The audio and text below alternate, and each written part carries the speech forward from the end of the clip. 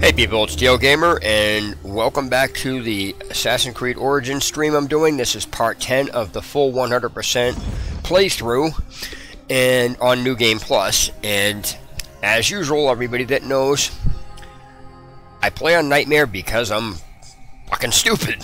So anyway, this is still a long way to go because again, I'm doing everything at 100%. So it's kind of, I got to figure out what I want to do. And as usual, I pick right back up where I left off, or where the game loads me in from where I left off.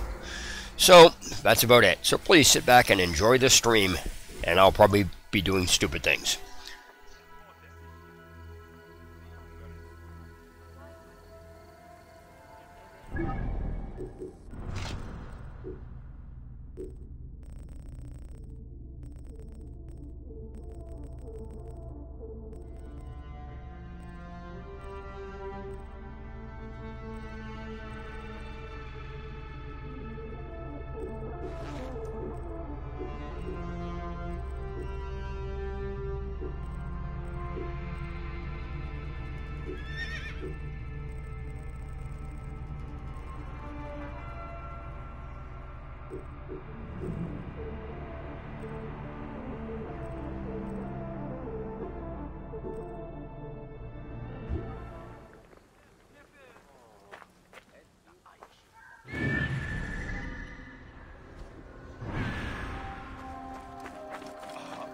Did you hear about that new stall with the treasures from the temple in Siwa? From a temple? Are you crazy? You don't want something stolen from a god? Wait, are they real?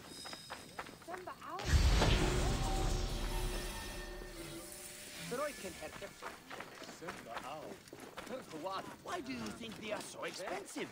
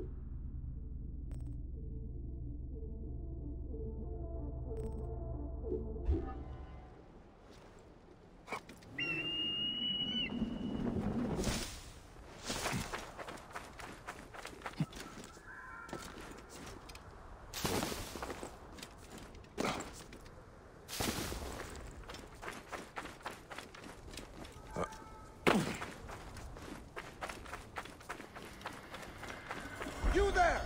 Stop!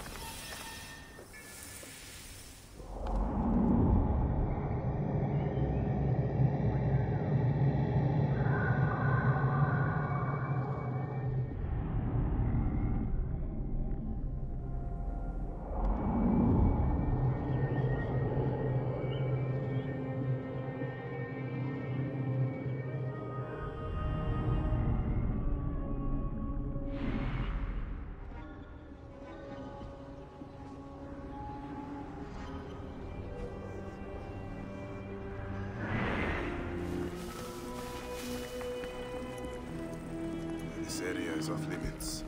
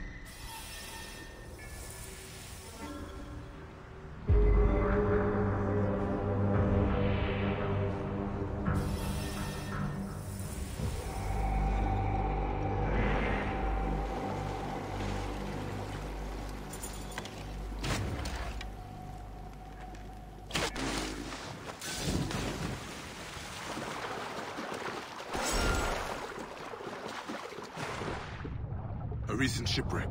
This could be it.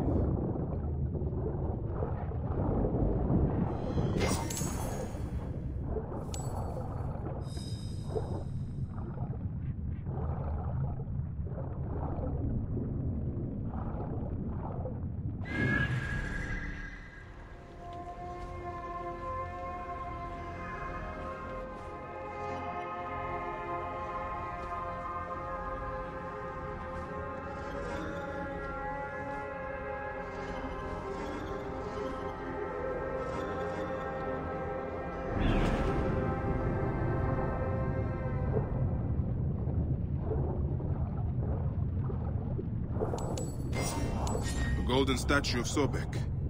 Beautifully made. Just as the boys said it would be.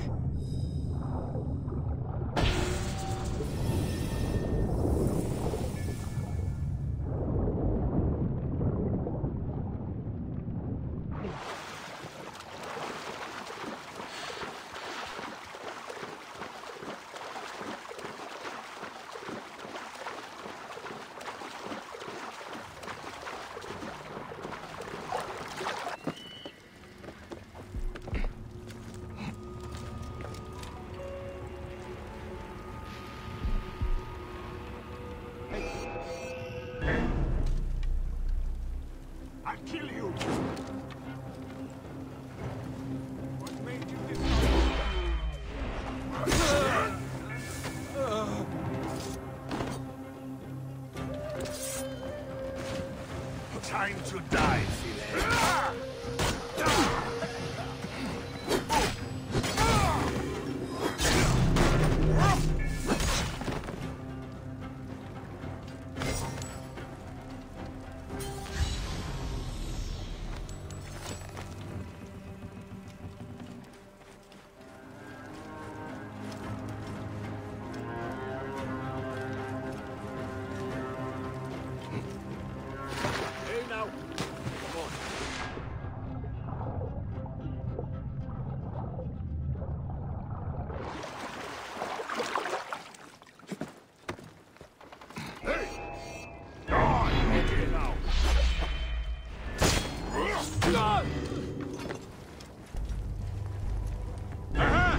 There!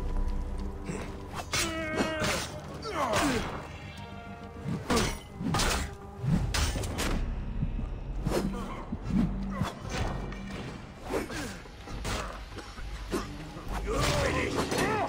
Got you.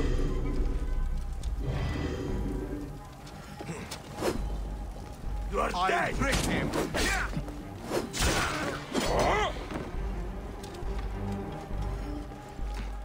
You face the boatman this day.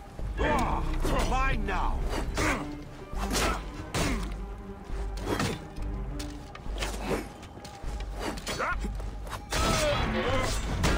Shouldn't Hey! How much further, you shit? I see you!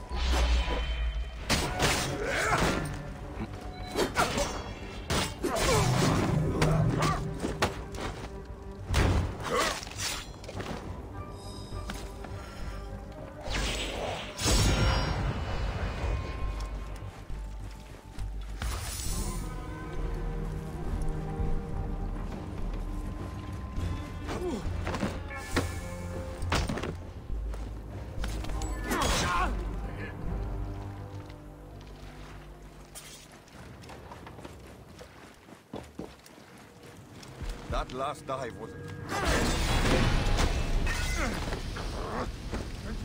Damn you!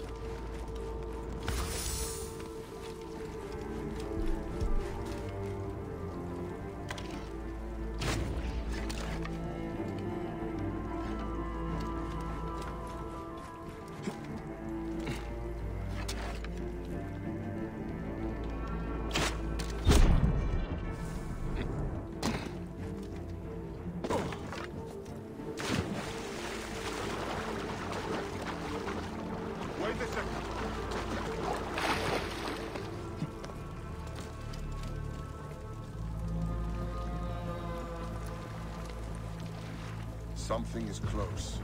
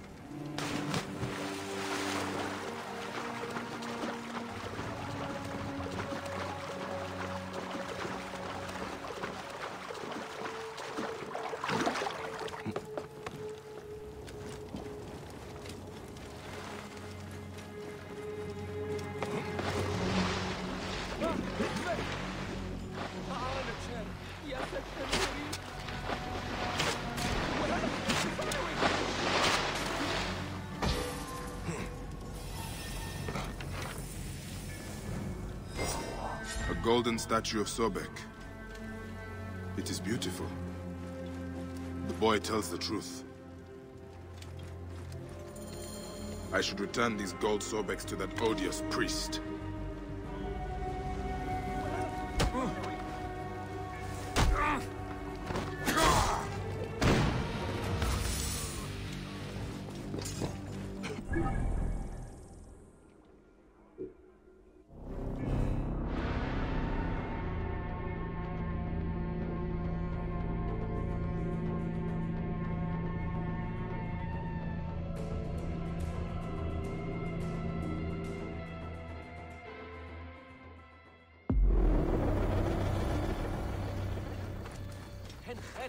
Look at Yahoo!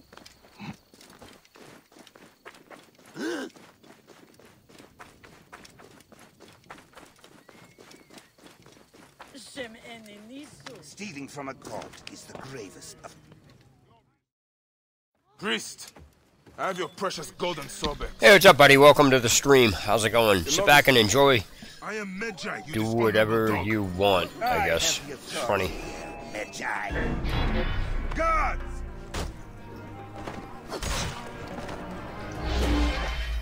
Your authority is removed from your mask, priest. May you walk in the land of the world.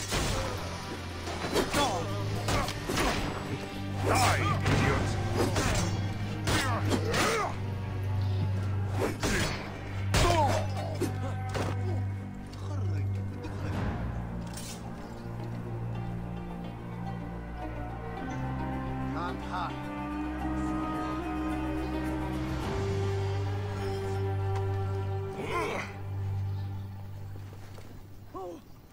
Damn it.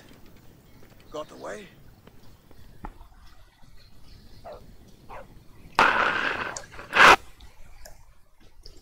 What do I do now? The temple.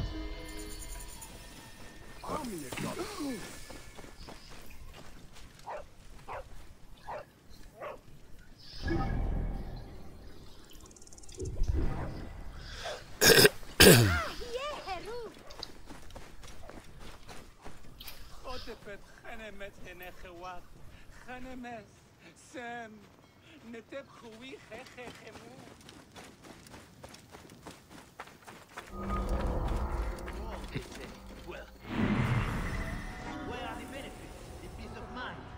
It is our biome, our home, is now a place where there are Greek-only stalls. These naked Iadics will not even serve Egyptians. Prosperity for all?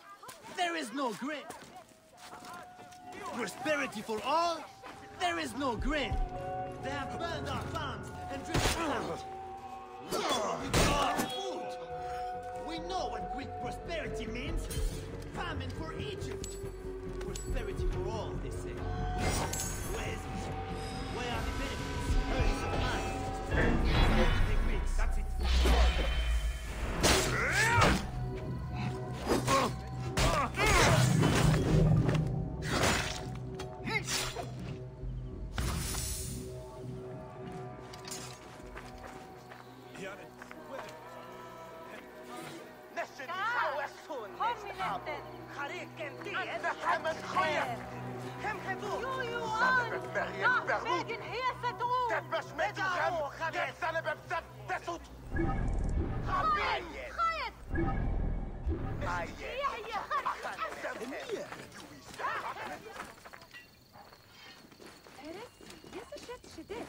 Well met. Come to trade? All right. There is no bread. They have burned our farm and driven us out. Where do we get our food? We know what Greek prosperity means. So, Famine for Egypt. Our bayou, our home, is now a place where there are Greek-only stores. all right. Ani-Aliasing will not even serve Egyptians. The Greeks grow fatter and richer in Egypt, while we go hungry. The poor are taxed more than the rich. A pleasure. Why is this always. happening? This is our home. Egypt belongs to us. Prosperity for all.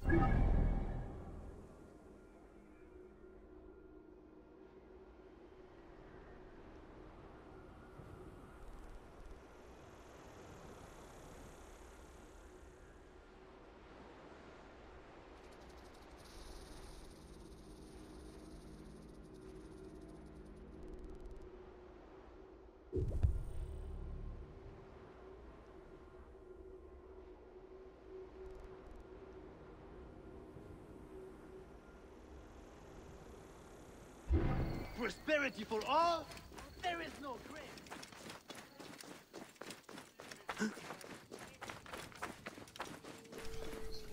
Hey buddy, how's it going? Welcome to the stream.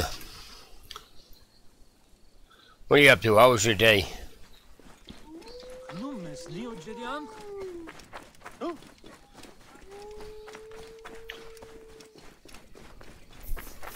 I gotta wait for my taxes to get back so I can get a damn, well, my state taxes to get back so I can get a friggin' webcam. I want to plaster my gorgeous mug on the friggin' stream so people will get scared.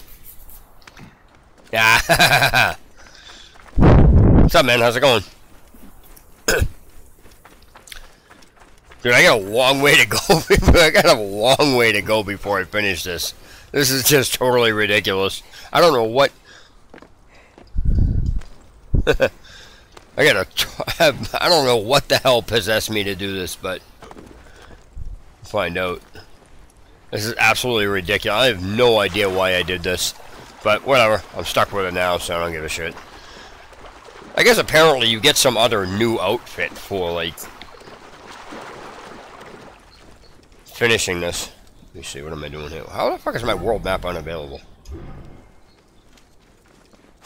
There we go.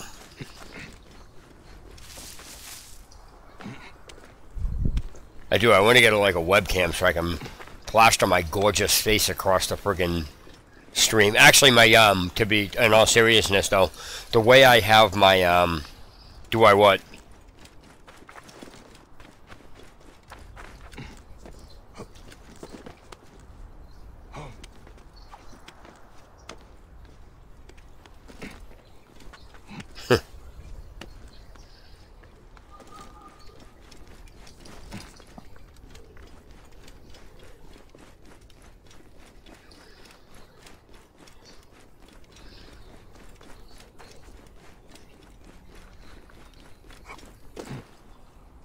If I jump down there, will I die? I'll find out. Oh shit, that was a horrible friggin' amount of damage I just took.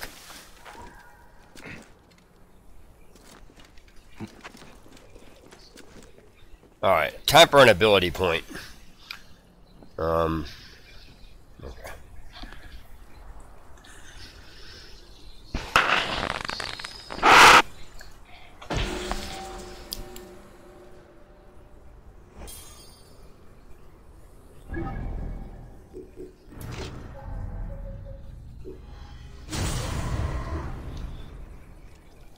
Yeah, you do. I guess apparently if you complete the game on a playthrough and then do a new game plus playthrough and can finish it, you get an additional outfit. At least that's what I heard. I don't know how true that is. But if you go looking for it, you'll see what it is, and I don't want to see what it is. I don't know. I don't care. Like, I mean, I'll see what it is, but it's like, yeah, whatever. Alright, so let me see. I need to figure out what I'm doing here.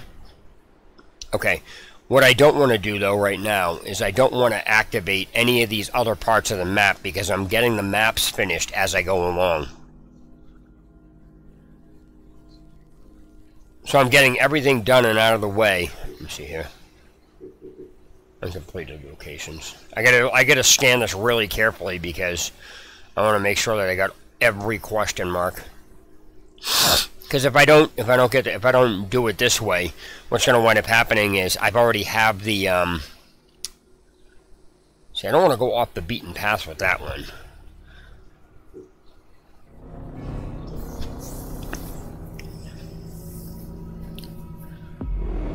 But what I don't want to do is trigger a completely different section of the map until I have one section of it that I'm in done. Meaning I'm getting all the side quests, and I'm just going to go back and do them all afterward. But you know, on occasion I do one here and there. But the fact, because the side quests are easy, they're always on the map. But the question marks, you can actually easily overlook them. And since I already have 100% completion done on the first playthrough before I started this one, I will never, like, it won't trigger an achievement saying, because if you look at the achievement, the old habits is the actual achievement name for that achievement.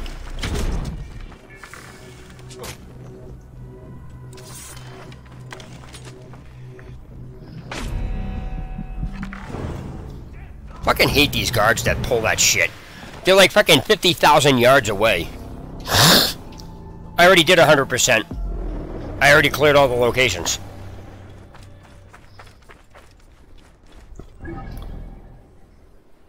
See, that's not... That question mark actually isn't in this map. Is it? Yeah, I guess it's close enough. Yeah, I already cleared it. You don't... You just get an achievement for doing it. It says complete all locations.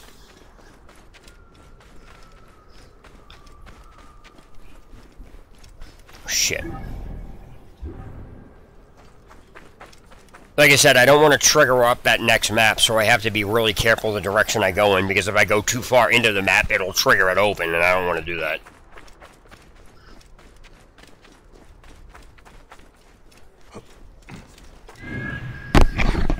Need to figure this out, right? Alright, here we go.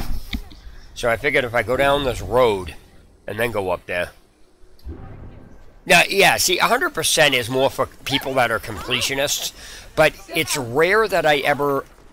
Like, if you watch my videos on all my channels when I'm about the shitty development, I outright refuse. I will not purchase any game that is done on Steam only. I'll pirate it. I've made that abundantly clear, and that's not a secret. Everybody, like, in existence that knows my channel knows that. I have called game developers and specifically told them, I've called them and I've emailed them, and I've gone on their own forum, which really isn't the game developers, that's just random third-party shit. But I've called the gaming companies and I says, if you release this only through Steam, I am not supporting you, I am going to pirate it.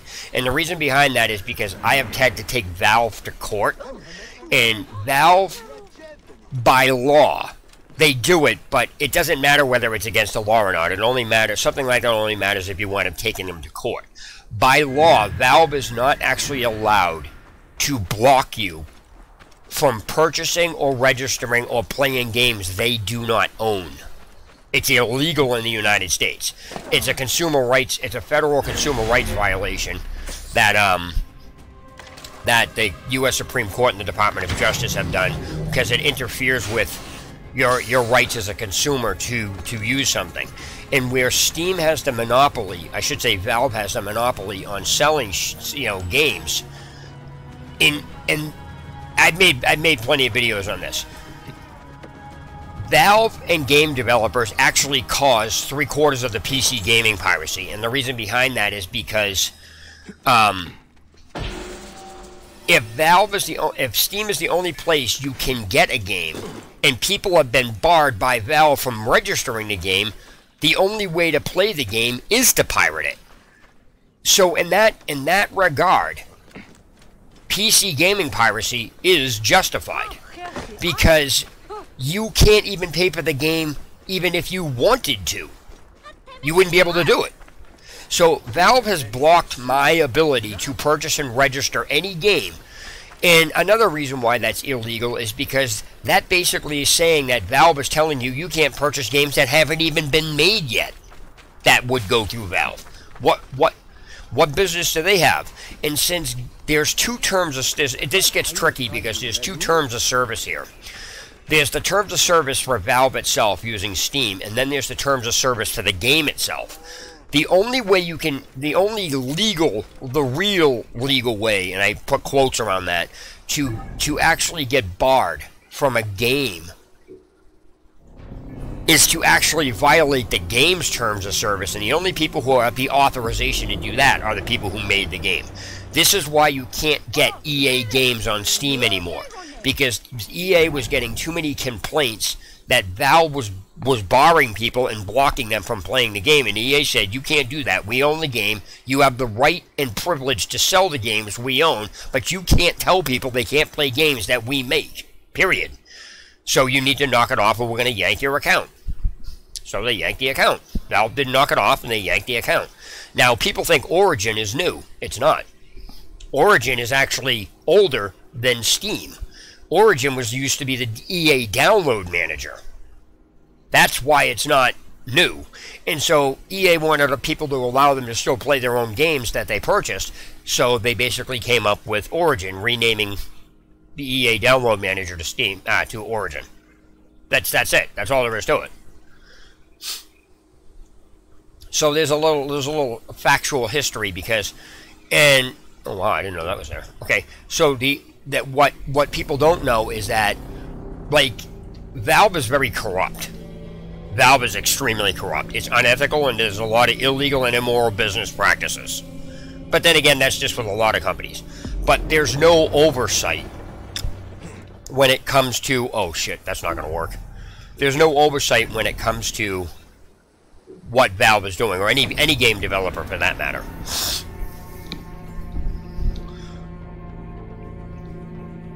And so until game developers are forced to enforce their own terms of service to everybody equally, and no more favoring shit by a third-party outside source of the government, games will always be fucked up. And that's the reason games are fucked up online. People saying shit because they can and doing stuff just to piss people off is actually against the game's terms of service. It's against the license agreement you use when you click I agree. People don't read that shit, and I said but here's the thing. It's not that nothing is getting done about people doing that, so it gives off the impression that there's nothing wrong with it and it's not against the game's terms of service. It's not that it's not against the game's terms of service. The game developers never enforce it because there's nobody there to make them enforce it. So, in retrospect, it's actually in the damn terms of service. Griefing people or making someone's gameplay, gameplay unpleasant or, unfun is actually against the terms of service. Almost every single game's terms of service, no matter what you play, has that in it. So if it's against the terms of service, how is there this much bullshit going on in games and nobody's getting dealt with? But yet, if you let somebody else use your account, that's strictly enforced. What? So that's my point. It's favoring people, and it just shouldn't be going on. And that's because there is no oversight in forcing the game companies to enforce their own terms of service.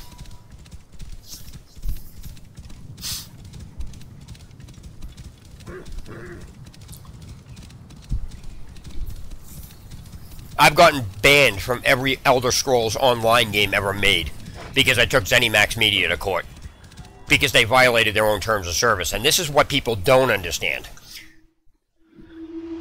This is what people don't understand about a game's terms of service. People think it only applies to the user. That's absolutely wrong. it also applies to the game developer too. The game developer puts out a terms of service that a user agrees to. However, and it's basically nothing more than a signed contract. Now that brings up a totally different issue about what's, is the contract actually legal? And so there's a way that that's defined under law too, which basically what I'm talking about now goes outside the terms of service. It actually goes into contract law and weird shit like that in the United States. Because game developers will hide behind, and people in the games will hide behind the terms of service. But the terms of service don't even matter with this, because this isn't a terms of service issue. It's a contract issue. So if you sign a contract between two people and it's signed, it's in writing. That's the same exact thing. If it's basically one person breaches that agreement, doesn't matter who it is, the person's in breach of contract. It's a contractual law issue. And so when you have an online game or anything online that you click I agree to, that's a contractual obligation, depending on how it's written, because there's two ways that there's a way it's written that if it's written a certain way, it's legal one way but not another, which means it can't be upheld in a court of law. But if it falls under a specific category, not only are you as the user responsible for fulfilling that obligation, the maker of the product is responsible for supplying the user with that agreement. So, for example, if a game developer, if it says no griefing and making a person's gameplay unpleasant and unfun, the game developer is responsible for making sure players don't get put through that, because that's their obligation. The player's obligation is to not do that because they agreed not to do that. So when a player violates that obligation and a game developer allows the player to do that, the game developer is at fault for breach of contract. That's the way they actually work. So it gets really, really tricky and very technical when you take these things to court, because people think that you can't take them to court and win. You absolutely can, but it's an uphill battle. And if you don't know how to take it apart properly and then present it in the proper fashion, you will lose. That is a base fact. I had Valve try to weasel out of this, and I says, you ain't getting, they go, well, I'm comfortable, we'll win. I says, okay, go ahead. I said, if you want to, I did this to Valve. I said this to the lawyer. I said, you want to try to go ahead and play that line? I said, that's what you're going with? Go ahead, try it. I actually took a year of criminal justice, and I've worked for several lawyers. Plus, I've had extensive discussions with a law professor that does law lectures about terms of service online, and he actually was doing a lecture when I was calling around to find some things out about the lawyers. He actually contacted me back and actually said he was actually giving a lecture about exactly what I was talking about, because he's taken EA to court for stuff like that. And he talked to me for he called me up after I had to call him and leave a message. I mean, he just didn't look me up. There was no way to know who I was. But I left a message for him, telling him to call me back because I wanted to discuss a few things. And I was just calling around random people. I had no idea who he was until he called me back and explained it. I was like, okay, that's cool. So we were talking, and basically he called me back one night out of the blue. We talked for like an hour and a half. And he actually said to me, you are the only person I've ever talked to, including lawyers, who understand how those terms of service work. He goes, even lawyers who write the terms of service don't understand how the terms of service work. So I went through and I explicitly explained to him all the stuff that was going on. He goes, how the hell did you learn this? I said, I just learned it because I pay attention. I read things. And it's an uphill battle. But like I said, you have to understand how these things operate. And I basically told ZeniMax Media, now basically when you go to court, it's a small claims issue. Most of these game companies have in their terms of service where you have to take them to court. Like, for example, if you try to take Valve to court, they'll say it has to be done in Washington. That's complete bullshit, because what happens is the game developers will try to hide behind the terms of service. However, the U.S. Supreme Court and the Department of Justice inside the United States have already laid out what certain things are in the terms of service. So the line that's inside the terms of service that, well, we deem what we think, or we can change these, or we can determine what is not correct in some of these instances. And what people don't understand is what a video game under law is actually classified as, and this may surprise you. All online games, online MMOs, are actually considered social media because of the definition of social media. Yeah, I know, that's surprising. And these aren't rules, they're just laws. I just understand how the law works. And that's why when you go against these companies, like when I had ZeniMax Media online in court, I told the lawyer, I looked right at him and he says, "You do realize that this is a click wrap agreement." That lawyer had no clue to what the fuck I was talking about. He didn't have a fucking clue. So,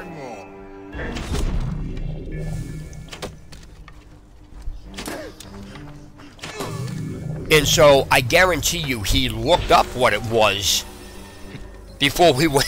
I guarantee you he did.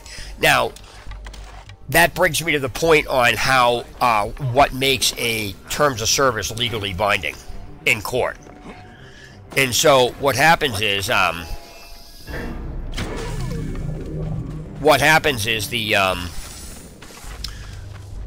terms of service, there are two different types of terms of service. There's something called a click browse agreement, and then there is a click wrap agreement. A click browse agreement allows you to click "I agree" or go to the next page without having to scroll through all the terms of service. A click wrap agreement forces you to scroll through them all before the next page or "I agree" option becomes active. Click browse agreements are not a legally binding contract. Click wrap agreements are because of how they are. It means it doesn't matter whether you read them or not. The fact that they're set up like that is what matters. So the reason click wrap agreements are actually legally upheld in a court of law and why they're the same as a signed contract is because Bill Clinton signed into law in 2000 something called the Digital Signature Act. It makes a legally binding online contract that you click "I agree" to, set up as a click wrap agreement, legally binding in a court of law, and it's just as valid as a signed contract because it is a signed contract. That is what that comes down to. So, when somebody has a signed contract, both parties' names are on the contract. The company that came up with the contract, and you for signing it.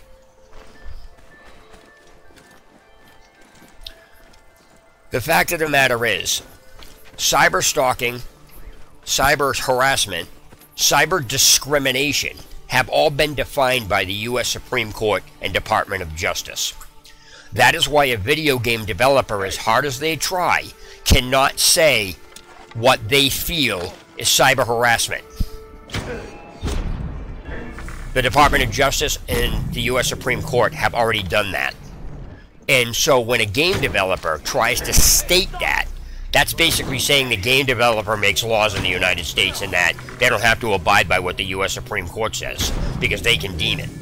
If they tried pulling that shit in court, which is what they would, that would get thrown out of court so fucking fast they would get laughed out of there. And that's what I'm saying. You have to know this information when you go up against these companies in court, because they will bury you. So by doing these random things, I don't say random things, but by doing your research, it's really crucial that you know exactly what you're talking about and how this works. So when I was in ZeniMax Media to court, I told them, I says, now first off, let me back up. When you take somebody to court, like a company like that, you basically you're gonna take them to small claims court, all right? And that's small claims court, and this is why it doesn't matter. It doesn't matter. Sorry, I'm trying to play and talk at the same time. It doesn't matter what. Like, hold on a second. Let me figure out what I'm trying to say here. Let me see. Okay, that's all right. Inside the terms of service, it'll say where the game company can be sued. Like, for example, at Valve, you can only do that in Kingston, Washington.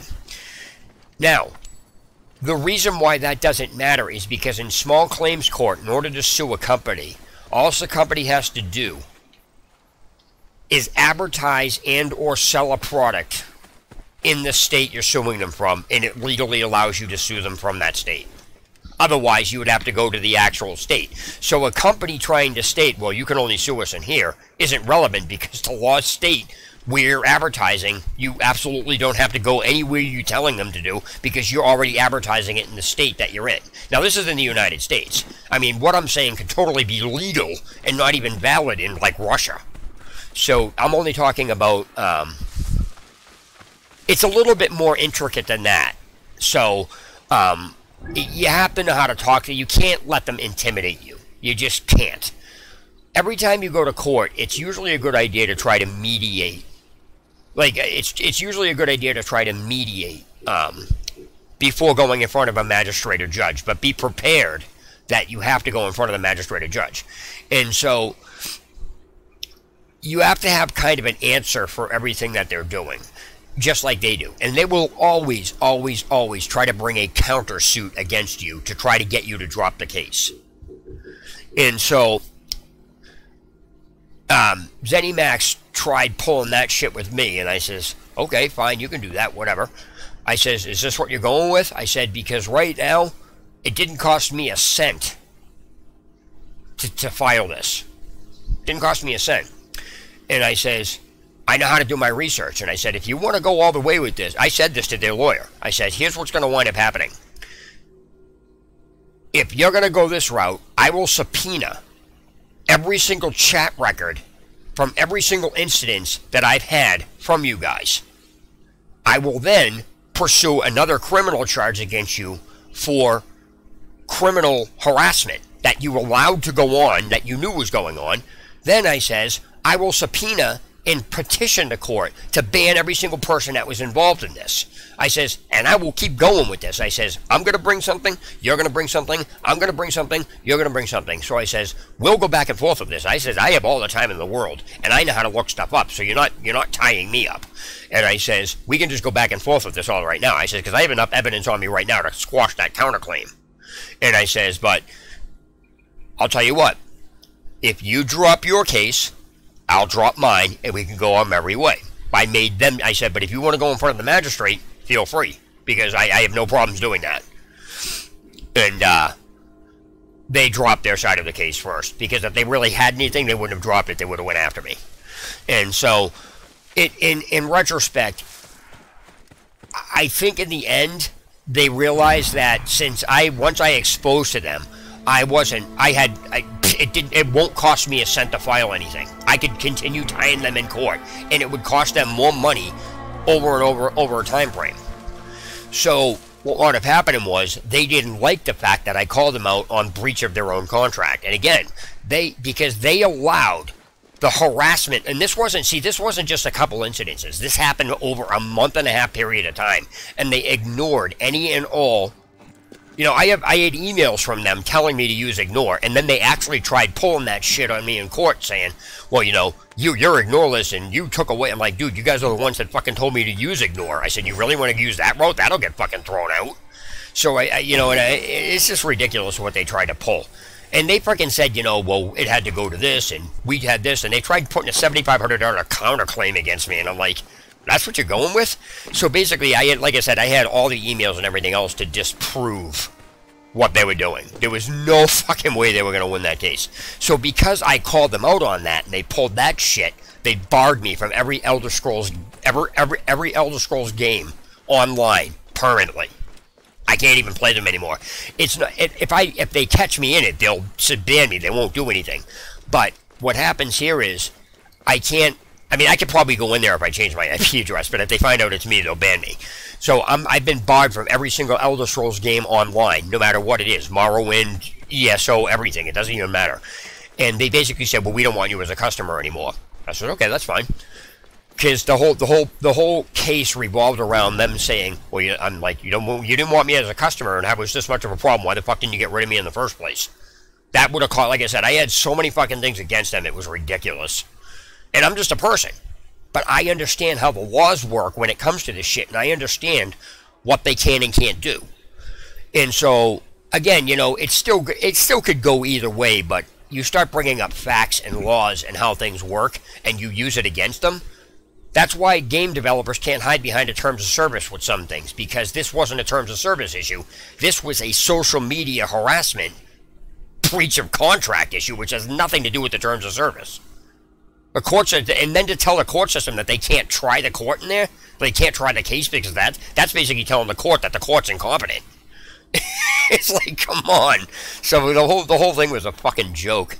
And so it was just friggin' funny. So they were just fucking stupid.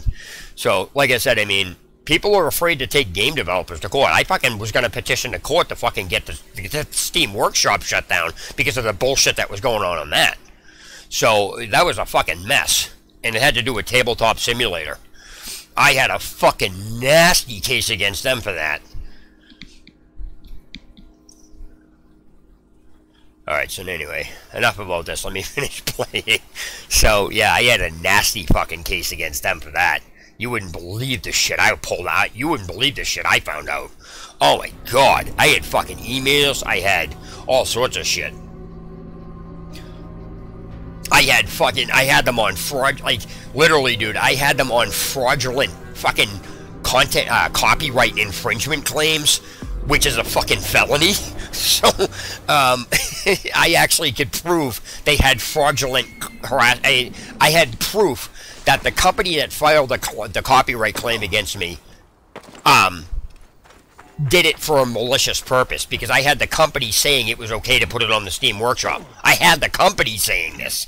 And then the company tried fucking saying, oh no, it's not allowed in the Steam Workshop. So there was a fucking mess with that, and there was fraudulent copyright ID claims, copyright infringement ID claims, and then I had one of them fucking try to tell me they had fucking logo infringement, and it was something really fucking stupid. I says, really? Okay, you try that. And so there was a fucking mess, and I told the lawyer, like, I filed the case in friggin' the beginning of September. The lawyer, now the case was supposed to be on registered to be heard for November 7th. The fucking lawyer that they hired called me up. He called. I was on the phone with him. He says he fucking wanted an extension because apparently they gave him the case on October 29th and then asked for an extension. I says, no, this fucking case was filed on September 5th. If you just got it now, that's not my fucking problem. I says, no, I'm not giving you an extension. The hell with that. So what wound up happening was, I knew Valve wasn't going to budge. So what happened was, I was going back and forth with their lawyer, and I says, okay, Valve can have their way. I said, if they want to shut down the fucking friends list and everything else, that's on them. They have a right to do that. They're not allowed. He goes, well, we want to take them to court. Valve will probably do this from an agreement. I said, if I take it to court, the court's going to order Valve to do it because it's not legal for Valve to be doing this. He goes, well, the terms of service. I said, this is a breach of contract, Valve. This is not a fucking terms of service issue. I was like, fuck you. So anyway, I didn't say that to him, but basically I was like, you come up with a contract. Dude, you should have seen this contract that came out. Where I read this over, I'm like, I emailed the guy back, I emailed the lawyer back, and I says, yeah, this contract has to have this removed, this removed, this removed, this removed, and this added into it, because because I'm not going to sit there. Dude, it was hilarious, the shit that Valve was trying to pull. And he goes, well, they're not going to agree to that. And I said, then I'm not going to sign that. I says, if I'm going to sign that, then Valve needs to be, Valve cannot remove my ability to register or play games, period. I said, they can do whatever they want with the rest of it. They're not legally allowed to do this. And I said, if you want to take this to court, I will win this case, because they're not allowed to do it. It's not their games. This is a breach of contract, period. You're not allowed to be doing it. Well, Valve will probably agree if you do this. I'm like, I don't have to agree to do it. The court system is going to make them do it. I said, you don't fucking understand this, do you? Because he's, like I said, he didn't realize, like, what was going on. So he's basically trying to say, well, this has to be allowed in, Kingston, Washington. I'm like, dude, it doesn't. So it's just, I don't know, Valve was fucking ridiculous when it comes to this shit. And they were basically trying to restrain me from even talking about, like, if the case went through. They were trying to fucking handcuff me completely. And so I basically said, okay, if Valve wants me to sign this, they're going to agree that no matter what the situation is, they have no control over allowing me to register or purchase games. I said, if I'm going to have my hands tied, then so is Valve. They're not going to sign that. And I said, I'm not going to sign this then. I said, you fucking kidding me? This isn't going to get signed. I was like, yeah, whatever. And they, yeah, because it was just hilarious. I says, you know, because I'll make a video out. He says, I told the guy, I said, I'm going to make a video out of this. So inside the agreement, he says, you're not allowed to, you know, talk about anything that we talk about and anything else. I'm like, that's not going to, I said, remove that. That's not going to get fucking told. You're not going to tell me what I can and can't talk about. I said, what are they afraid of? That I'm going to expose how to get around this shit? It's like, come on. So I was like, yeah, whatever, dude. It was fucking hilarious. So, needless to say, I don't support any developer that goes through Steam.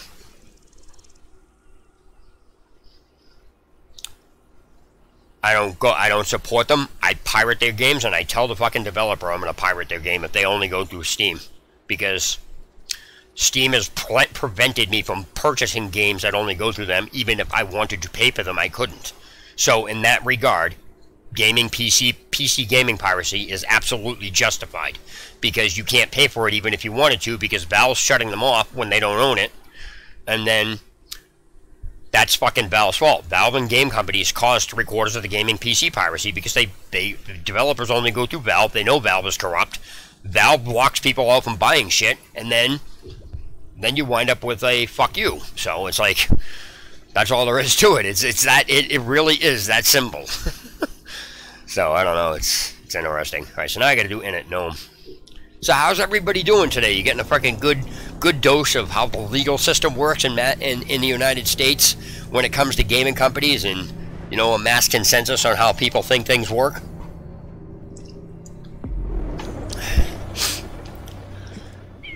I was just telling one of my previous viewers that until there's oversight inside the game companies, where the game developers are forced to enforce their own terms of service, games online will always be a fucking mess.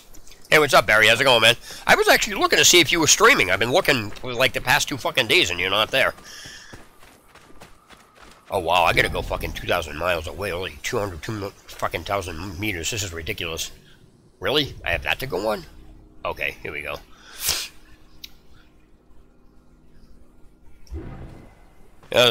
Yeah, so anyway, the what I'm doing is I'm going through and taking out every section of the map I can, minus the quests, because I can just go back and do them again.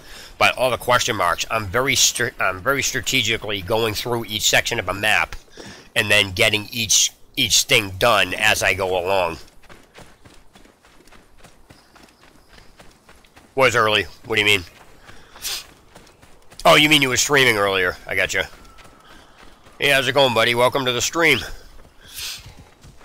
It really sucks because the PC, I don't know, on the PS4, does it tell you who is actually in the stream without somebody typing? Is there any way to actually know whose names are in the stream?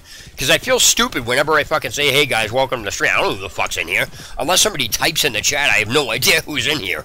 Unless there's a way to fix, you know, adjust that, and I don't know about it. But I was never aware that you can actually know who's actually in the stream unless they're actually typing in the chat and their name is popped up. So I don't know. I don't know if the PS4 does it or whatever, but this is, like I said, I'm using a 360 controller on the PC.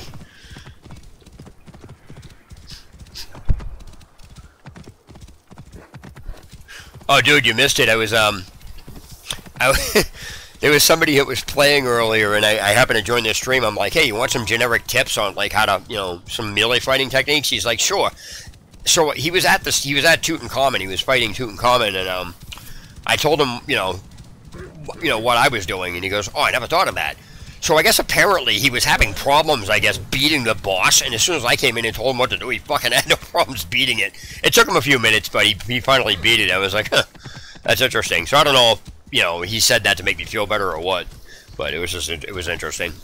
Oh, by the way, when my fucking state taxes get back here, I'm gonna wind up getting a small webcam so I can plaster my beautiful fucking face right across the stream, and people can get scared and run. Which actually brings me to the point on how I actually have my screen set up, because if you see where it says TL Gamer and it has my computer specs on it, and then that big chat logo, I'm actually going to shrink down the computer spec and put it up above, or I'll put it below, and that is going to be a space reserved where I can actually put my picture. Because I don't like a lot of the shit that people have on their screen. I shouldn't say I don't like it. I just think it detracts from the game, because if you take a look at my streams, you have like a good open view of the game itself. and everything is off to the side, so I usually do it through a window, you know? Alright, this is this, right? Where did I just go? Where's this asshole? Really? Really? Did he just fucking land on me? Come here, ass.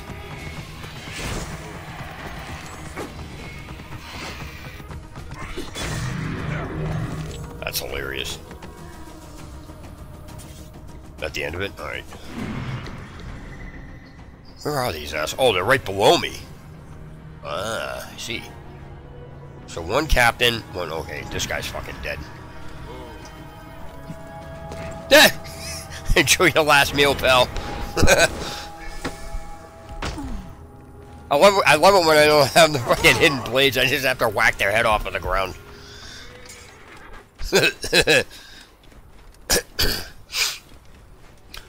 Oh, by the way, I don't know if I told you this tactic I did. I told some people this, but I don't remember who I told it to. But if you have to escort a guy out of a fort that you have to carry, you know what you do? Go up on the fucking wall and just drop him off the wall outside the fort. I did that one time. I'm like, I hope this doesn't kill the guy. And then I fucking dropped him off a wall because there were too many guards by the door. So I snuck in. I grabbed him. I'm like, fuck this. I'm going to drop him off a wall. I climbed up and I threw him off the fucking wall. He landed outside. I climbed down and took off. I was like, oh shit, that's fucked up.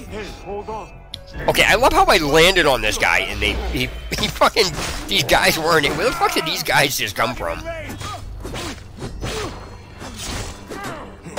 Haha, you missed me. Really? Really? You're gonna try this? Here we go. Come here. Oh shit, I guess you got... Nope, that was a... Mistakes were fucking made on that. I thought you couldn't get me through the fucking cage. That's terrible. Okay, epic fail on that one. Here we go, ready? Come here, ass, I got something for you.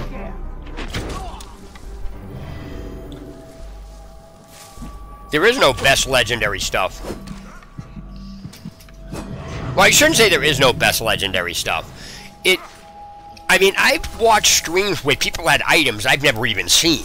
I'm like, so I think there's a wide array of items in this, or the items that people are using are different on certain systems, which I highly doubt that, but never know, you know what I mean? Why is this? Get the fuck out of there.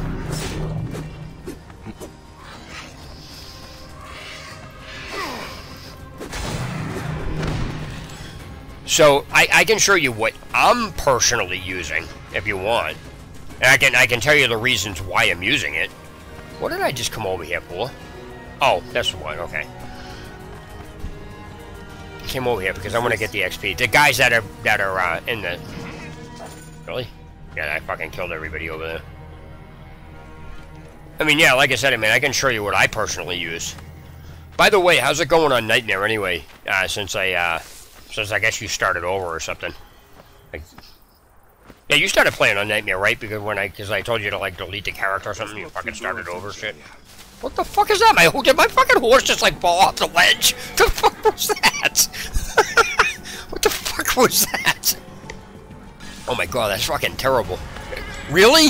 What the fuck is my mom doing? What the fuck is that? What the fuck? My fucking mount just falls down, fucking gets up and breaks jars. It's fiery. That's terrible. What the fuck? Alright, anyway. Yeah, it's really... Here's the thing. It's not that hard. The only difference between Nightmare is how much damage the enemies do to you and how much health the enemies have. Other than that, nothing is different. So, and like I said, whatever difficulty level you play on, that becomes normal for you.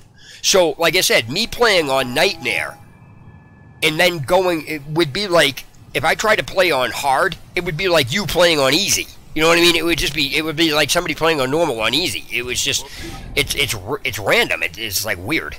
Oh, this is what I want. I want this packet fast travel point. Here we go. But yeah, let me, yeah, I'll show you what I'm using right now for gear. Since I found this sword, I don't even remember where I got this from. It obviously came from Duat, which is the, one of the Curse of the somewhere in the Curse of the Pharaohs. It came from there, I believe so. But if you take a look at it, the combo multiplier and the critical hit rate on it is retarded. It's like they're maxed out, and it's got health on hit. It's like, are you kidding me? And so one thing I noticed in battle when you're on Nightmare is that the health regeneration in battle only goes according to how many bars of health you have. So basically what I mean by that is your health is broken up into 3 bars. Even though there's multiple sections of each bar, it'll take out one section, but if that goes below that specific first bar, you will never regenerate health beyond that point unless you gain health. That's why this sword is so broken. This sword is like freaking ridiculous. And so I'm using that because I was messing around with, you know, shield guys. I like to be able to, I'm getting used to using these because I'm still having a problem with it. It's because it's a heavy blunt weapon that's really good, and I think it's the best one I have right now. But other than that, this shield I got from doing the Anubis challenges, like Trial of Anubis, Trial of Sekhmet, Trial of, you know, whatever the fuck the thing is.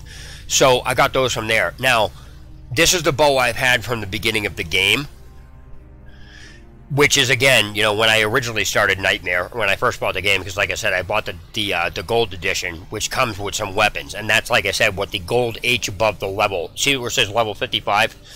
It's the gold H above that, but I actually kept upgrading this weapon, so I purposely did it. Now, in Curse of the Pharaohs, on one of the battlefields, there's a bow called Lion's Cry. Now, a lot of people use that, and there's nothing wrong with that, but for some fucked up reason, this bow is 10 times better because it's stealth. The Lion's Cry bow is stealth too, but if you take a look at the stealth damage on this, it's fucking retarded. It's maxed out. So if you combine that with, obviously, you know, my abilities, it's ridiculous. And obviously these are just for, you know, whatever. But like I said, if I get the Medusa's gaze shield again, I'll use that probably over this, because that shield was so good. I never should have got rid of it. I thought I'd be able to get it again, but apparently I couldn't. I can't. I don't know what happened to it. But those are just the weapons I use. Now, when I'm fighting certain bosses in Nightmare, I'll show you exactly what I'm going to use with that. When I fight bosses in Nightmare, depending on which one I'm fighting, I won't even use a sword and I won't use a heavy blunt weapon. Because of how the bosses are, and because of how the attacks go, at least on Nightmare, I will use dual blades for both of them. Actually, I don't even know if I have them anymore. I'll use dual swords. One of the dual swords I have is... I got rid of the other, I think I got rid of the other dual swords I had because I'm going to wind up getting them again. But anyway, the point is that the Blades of Thoth have an extremely high adrenaline regeneration rate. And the other blades I had, I can't remember, I think they were the Daggers of Tutankhamun or something like that. They did a really nasty amount of damage. So basically what I did was I had both sets of dual weapons equipped, and what I would do is I would use the daggers that did more damage because I start battles with a full adrenaline gauge. I will swap to the dagger that does more damage and then use the adrenaline attack, and then once I'm done with that, I'll swap back to the daggers that the Blades of Thoth, because the regeneration rate on the adrenaline gauge is really fast. So I will use the Thoth to regenerate my gauge, and then I will use the other blades to do the damage. And I would just keep going back and forth with that. And I wouldn't even attack the boss unless I had a full adrenaline gauge. So it's basically, I kept circling the boss for like an hour. And not an hour, but you know what I mean, it took a while.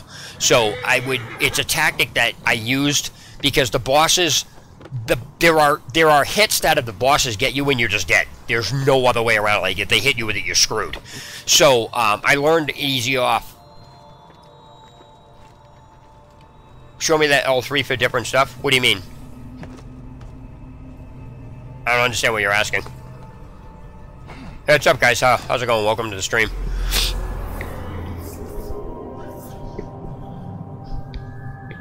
What do you mean? You mean the glossary?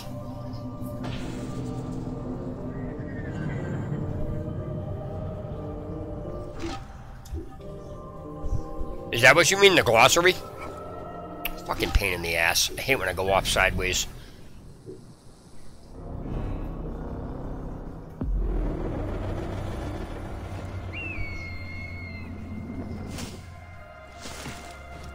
You mean the gloss? This?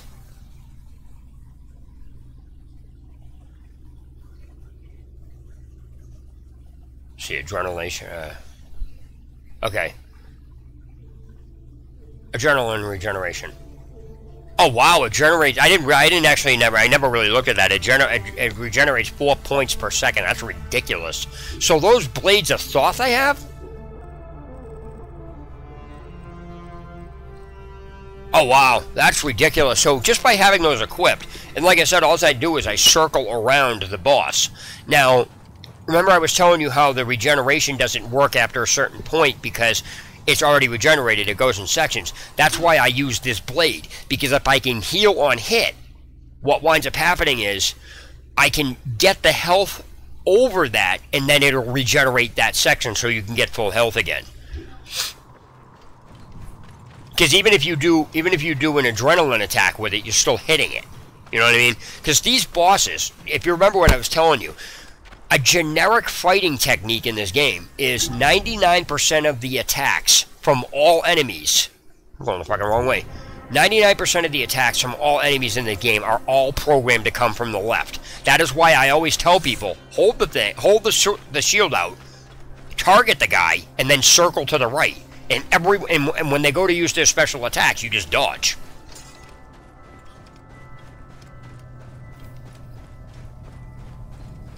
Yeah, unfortunately, it'll take you out in one hit too, because it removes 2 of your health bars. Yeah, there's a bunch of cursed weapons. There's like a swordfish and some other shit. Why am I freaking walking? Oh my god, I'm retarded today. Look at this horse. This horse is the balls. I'm wearing white. The horse is white. This is great. Said no one ever. Oh, you want to see a really freaking cool outfit? Oh, this outfit is so good. I was like, I try to make him, you know, I try to use a different outfit and a different horse that when I play, but that's kind of cool. But this freaking outfit was really, really sick. I was like, oh my god, it's a purple outfit too. It's not like, let me see, where is it?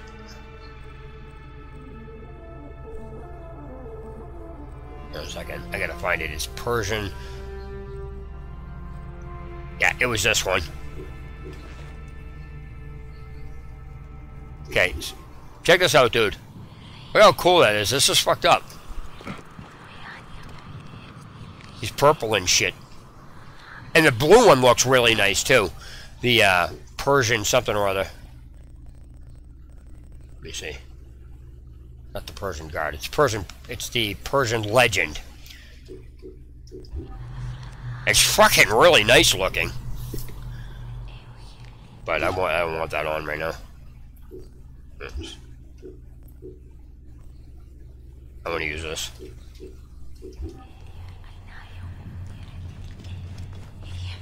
Yeah, it really is. It's really nice. So, like I said, I try to, you know, use a different outfit and a different mount. I just scroll through them and pick one. I don't even like. I'm just like, yeah, whatever. So I try to use it so it mixes it up, and that's the reasoning I bought. I went ahead and purchased every mount I could get in every outfit I could possibly get from all the vendors. And you know, I was doing, you know, I got some of them as quest rewards and shit like that. But I am going to tell everybody that's watching this stream now, if you watch one of my other streams, I somehow got a unicorn out of the freaking Hecka chest. And I've gotten a few things out of the Hecka chest that I didn't think you could. So my point is that if it's in the Helix stuff, I think everything that's in the Helix stuff is actually inside the Hecka chest. I got the rainbow unicorn, which is, leave me the fuck alone, I'm gay. Duty to the gods. I don't even know where the fuck this thing is. I hate looking for these things. This is the fucking worst. My language is terrible. I gotta stop swearing. This is terrible. I really need to stop swearing. I want to be strong and hunt like you do. You are already better with your weapons than many men. Is that it? Yeah, that's it. You will make a fine Magi, son. Like Mom said. I was like, I hope that's it. I spent like 10-15 minutes trying to look up one. I'm like, where the fuck is this thing? I was rotating shit, and I was like, what the hell is that? I couldn't even find it. I was like, what the hell is this?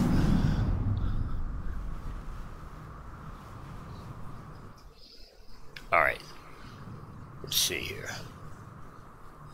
Wind is picking up. Not good. Oh, I can use Dust Till Dawn right now. I hate these sandstorms. So when you pass time, it doesn't bypass a sandstorm, it just makes it go past you. Right, so now I gotta go get this right here. See, I don't want to open any of these. Like, 'cause if I open this, I'm gonna have to wind up doing all the stuff inside that. So I figured if I by clearing it all out first, and then, you know, clearing out all the question marks and everything else, I know which areas I've covered or not. Because if you start opening up the entire map, it just gets way too confusing for me. So the other thing too is that I want to make sure I get every single thing I do in each section of the map done first, as far as question marks and locations, because I already did 100% of all locations in the previous game. So like there's going to be no notification stating I did it all. The notification has already come. So I think it's called Old Habits. Whoa, hey! I gotta get near this guy. So this is a fort. All right, who wants to see me do something stupid? Ready?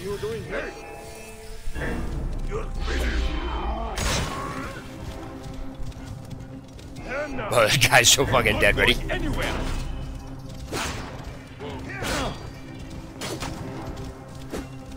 I'm so dead. He's gonna freaking shoot an arrow at me. Ready? Where the fuck are you going? Get off of the fucking horse, ass pirate. Where the fuck are you going? I'm dead, really? You're starting to shoot fucking arrows at me. Fuck him.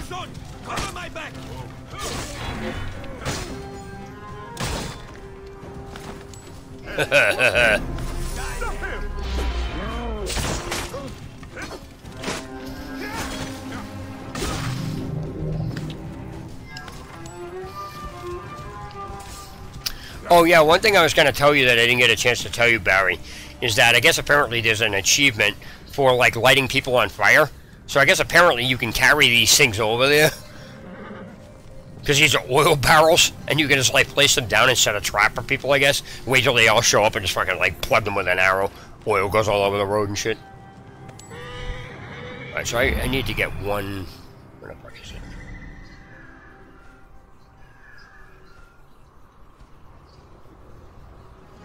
There it is.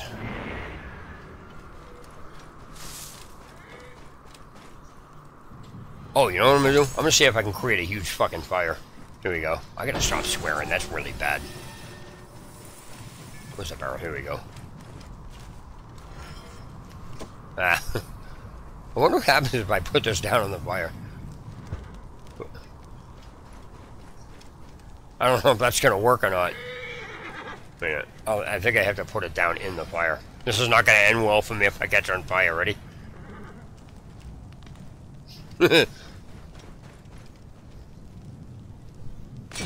I guess that answers that question. Alright, so let me go after this question mark. Actually, I already did that. So that's there. Which is a lower grade area? Can Gnome... I'm not going to do Lake right now. I'm going to do this. This just seems much faster, much better. First of all, I need to make sure I have everything done here. Oh, you know what? There's an even easier way. Show all uncompleted locations. See if I can find anything in here.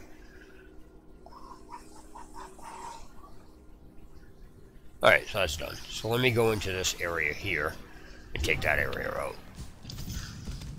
Thing here is I got to be really careful about which direction I go, because if I go up here, it's going to trigger that map. And I only want to go in here, so I need to turn inward. Make sure I'm going in the right area. Alright. I haven't even gone over the Giza pyramids yet.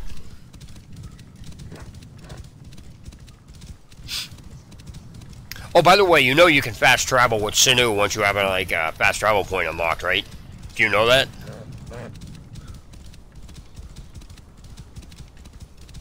Oh, here's some coyote. Here we go. Hyena.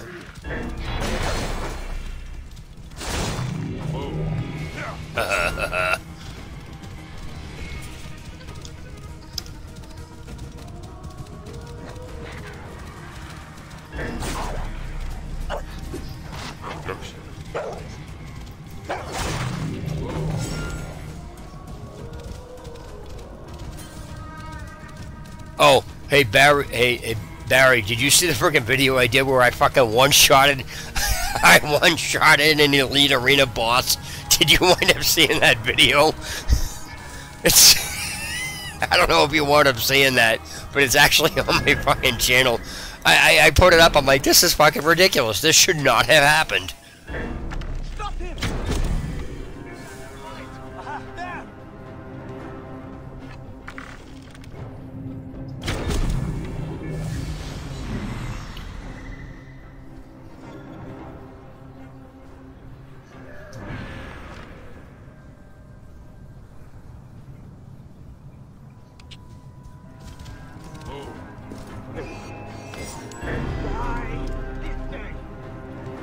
Got you!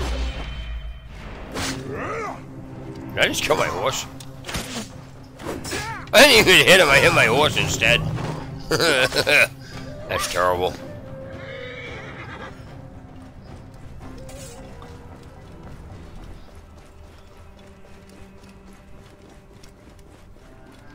Wait, this is what I need. Ah, it's one treasure, okay. Probably fucking cobras down here and shit. I guarantee there's cobras in here. Gotta be. There's gotta be cobras in here. Yep, and there they are.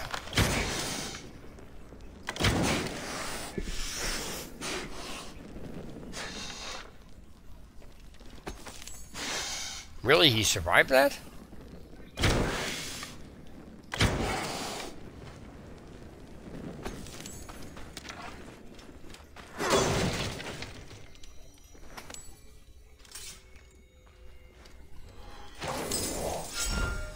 I can't even go out that way. What the hell is this? Oh, fuck me. Seriously?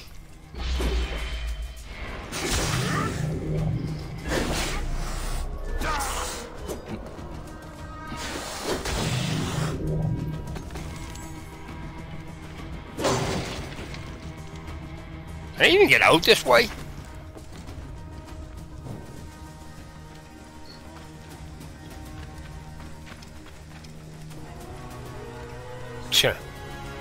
Really? I just walked in a circle. It's terrible.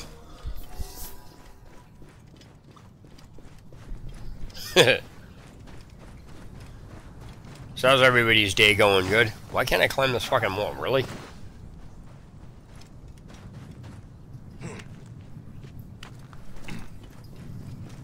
Alright, let's see here. Wait, what is that? Oh, I am in there. Okay, so now I just gotta go to this one. I have no idea what this is.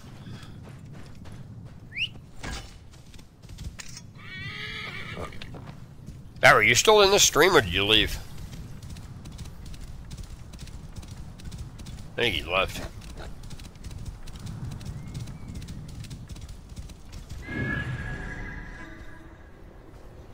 Shit, this is all cobras, huh? Shit. Oh, you know what? Fuck this.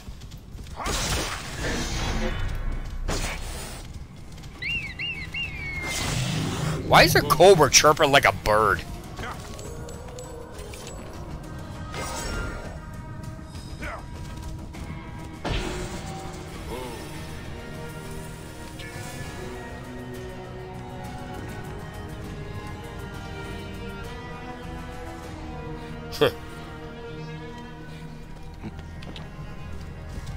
Alright, let me see here.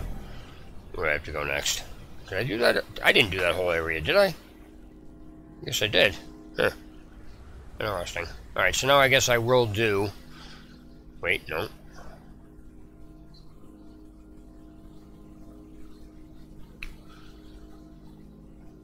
Yeah, I'll do this section now. See what's going on. Might as well. I mean, I gotta do all these areas anyway.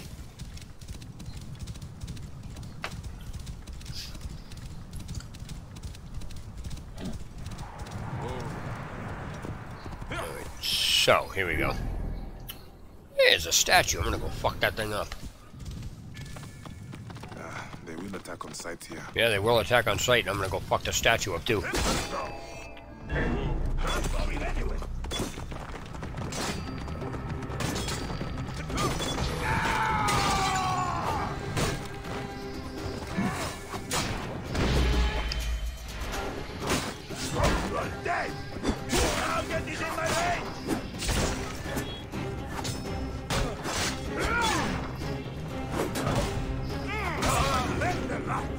By the way, in case anybody's watching that can hear me, a really good tactic to get around guys with arrows is to use the dodge. It's not, I don't want to say it's a dodge, but it's a dodge attack with a heavy one hit. So basically on the Xbox 360 controller, it's R2, and on the 360, the PS4 controller, it's R2, I guess. What I do is I'll roll into it, and then I'll roll, and then I'll do that attack. It closes the gap really fast between archers and you, and on top of that allows you to knock the shit out of shield instead of just doing a regular just outright attack with it like that. You just roll into them and it knocks them over. Well, it knocks them loose. So here's this.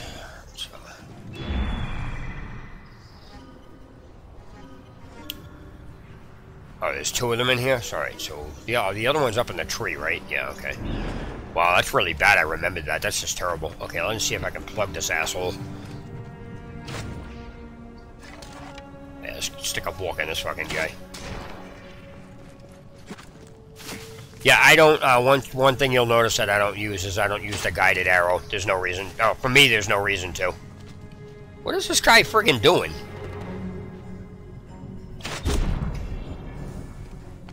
Hey, how's it going, guys? Welcome to the stream. What is up? Hey, hold on. You will not escape.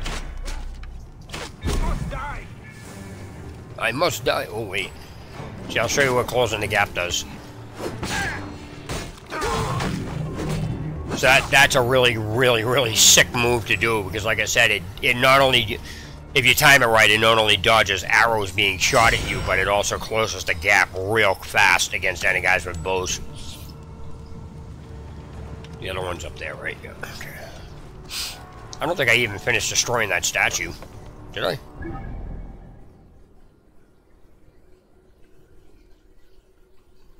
Oh, wait, huh? Oh, no, I destroyed it. That's right.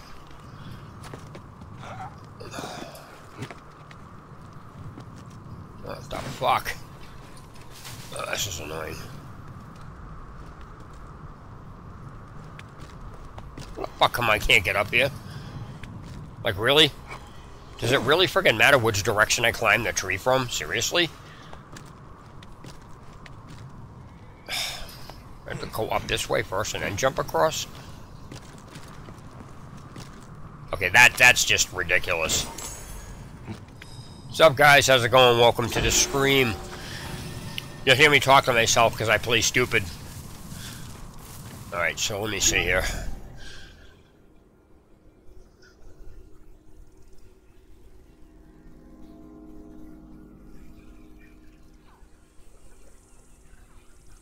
Alright, so let me go grab this. If anybody has any questions about like what the hell I'm doing, why I'm playing on Nightmare, tactics to use, things like that, just type them in the chat and I'll answer them. Because like I said, I think I'm the only person that's played an entire stream with everything I've done in the game on Nightmare mode, both on first playthrough and then Nightmare as New Game Plus. How's it going, buddy? I just gotta let everybody know, like, don't be afraid. It's weird because people are afraid. It's almost like people are afraid to play Nightmare. And I just don't understand why. I guess apparently they're comparing it to other games. But in this particular game, for some random reason, the only difference between the difficulty levels is how much damage the enemies do to you and how much health the enemy has. Other than that, nothing else changes. How much damage you do, nothing. The only, and I've had to explain this to people because what do you mean? I'm doing more damage on easy mode. No, actually, you're not doing more damage. What's going on is on a lower difficulty level, the enemies have less health. So if you, let's say you do 50 damage, you'll do 50 damage on easy, normal, or hard, or Nightmare. The enemy has more health on Nightmare, so... Boom of the new DLC. What does that mean? I don't understand. What do you mean the boom? I don't understand what that means. But what do you mean the boom? I don't understand that. Is that a move or something? I think I know what you're talking about. Hold on.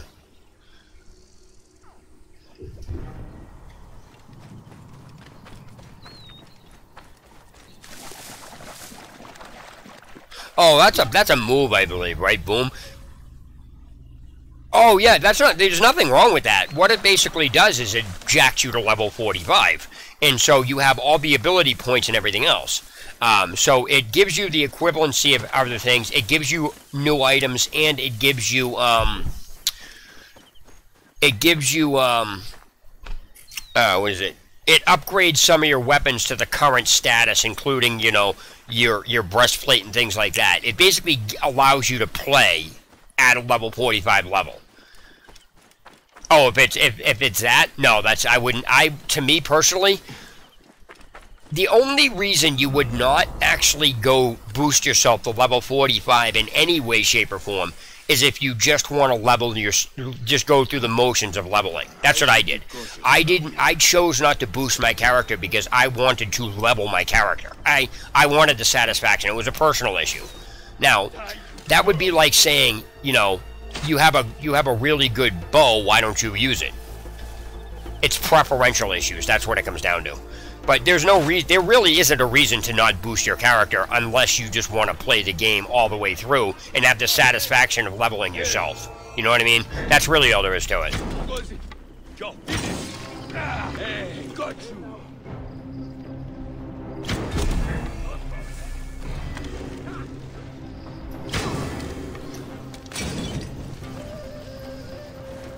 There's nothing wrong with that. I mean, there's no right or wrong way to play that. You know what I mean? There's no right or wrong way to do it.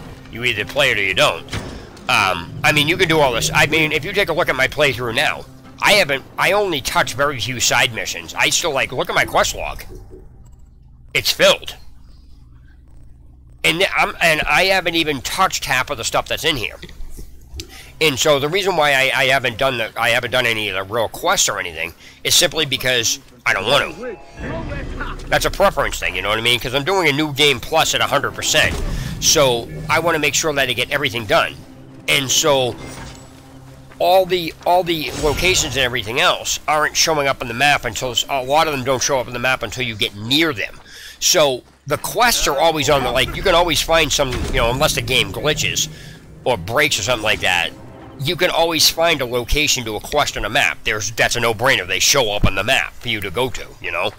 And so I'm getting all the locations done first before I go doing all my quests, and I'm picking up quests as I go along. Now, on occasion, I will do a quest if I know the quest is in the area I'm doing, but that's very rare. For the most part, I just left it alone. I gotta loot the treasure in here. Shit. So my point is there really is no right or wrong way to play. Play however you want. I just chose to play on Nightmare because I just felt like it. There are a couple of things that are pointless to do on Nightmare, such as kill elephants and the community challenges. They're literally, I have put them on easy when I do that, and the reason behind that is because it doesn't change anything. All playing on Nightmare does is make it take longer. Other than that, there's no point. So I just want to get the elephants and shit. And I mean, I'll be honest with you, I had fucking problems playing against them on Nightmare. I really did. I had problems with them. So once I realized, though, just doing it on Nightmare would just give you a bragging type of right issue thing or whatever it is. But it doesn't really do anything because killing an elephant gives you an ability point. Do it on easy, do it on Nightmare, you still get an ability point. It's just a matter of how long you want to take to do it is all. So, like I said, there are things that I just don't do on Nightmare when I come across them, and those are the elephants and like I said, the trials. So, that's about it. Alright, so I mean, and like I said, I mean, I tell people all the time, Nightmare is really, the game on hard and Nightmare really isn't that hard. It's just, the enemies just do more damage to you.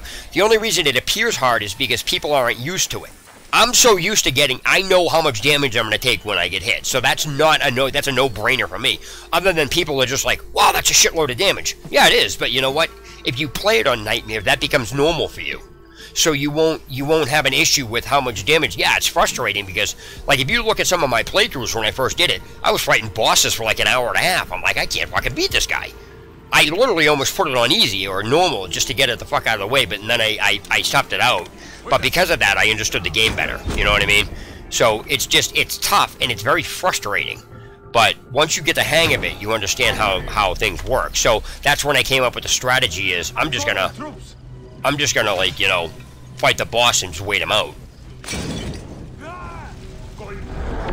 I'm freaking on fire. Here we go. Ready?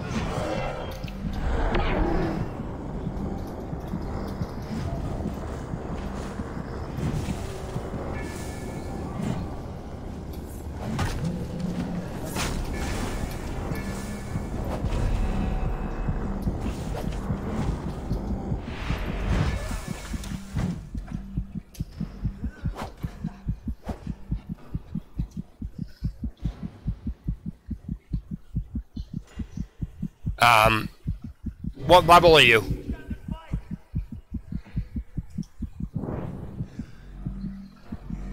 Oh, you said you're 40, right? Alright. No, that's not going to matter. When these trials are on, when you play these trials, they will always be 3 levels above you, no matter what you do. If I go to segment, watch, I'll show you. It'll say level 58. You can't, it'll always be 3 levels above your current level. Always. The easiest way to beat segment is to put it on easy. Because even though it'll be 3 levels, how much damage you're taking matters. And so, and how much health the enemies have when they pop out is what matters. When you're doing these trials, the easiest thing to do again is to put it on easy and use this type of bow, one that has stealth damage. Yes, it's annoying because you have to zoom in, but what happens is this bow does 3 times more damage. It's so ridiculous. Not just this bow, it's a stealth bow in general. And I'm not saying don't use another bow, but what I'm saying is this bow does the most damage. And so if you run around long enough, she's a pain in the ass because you want me to go over there and show you what I did. Want me to give you a tactic on how I used it? I'll show you what I did. Fucking pain in the ass. Where's this clown? Really? Really? You fucking went below a tree, you asshole? Tired of living, son? Yeah, I'll go over if you want, and I'll show you.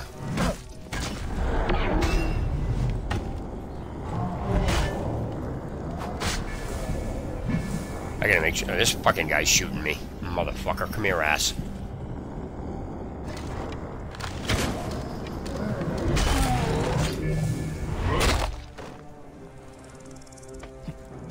Let me get the treasure out of this. Hey James, how's it going, man? I'm about to go over and show him what I do to Sekhmet because Sekhmet is a pain in the fucking ass when she's on hard. Wait a minute, hold on a second. What do I have left here? I just gotta loot the treasure. Okay, that's easy enough. I just gotta get out of here. I mean, yeah, it's not really. It helps with like it helps with like a stealth bow, but that's not going to help you out if you don't know like how to dodge her attacks. You know what I mean? That's a key factor with this is knowing what you have to do. So I'll just show you. Let me go over to Sekhmet and I'll show you. I gotta find out where the hell she is. The thing is that they fucking put these out in the middle of fucking nowhere. So you like there's They really need a fast travel point in some of the, at least one fast travel point in each region. It's so ridiculous that this is being done like this. First thing you want to do when you go to segment is to make sure you're loaded up on ammunition. That's the first key. So,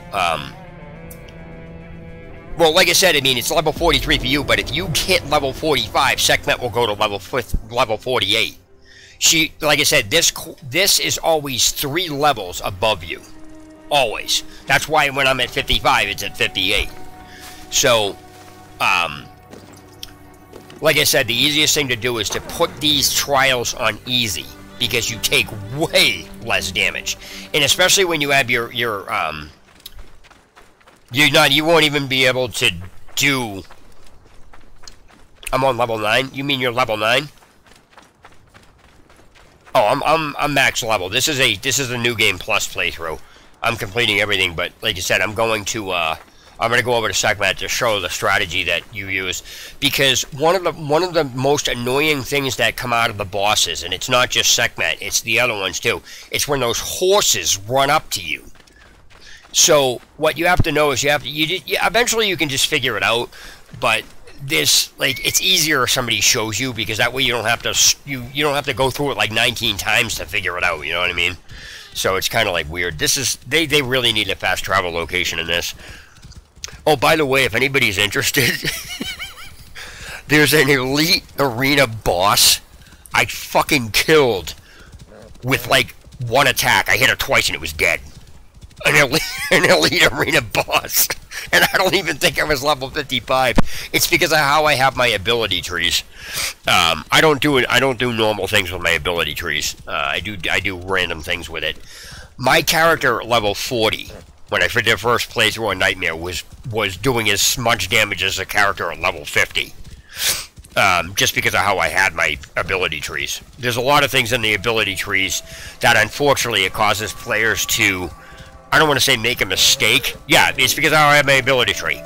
Before I get to segment, I'll open up my ability tree and show, and I'll explain. I'll go over the ability tree with people, because there's a system that I used because I read it.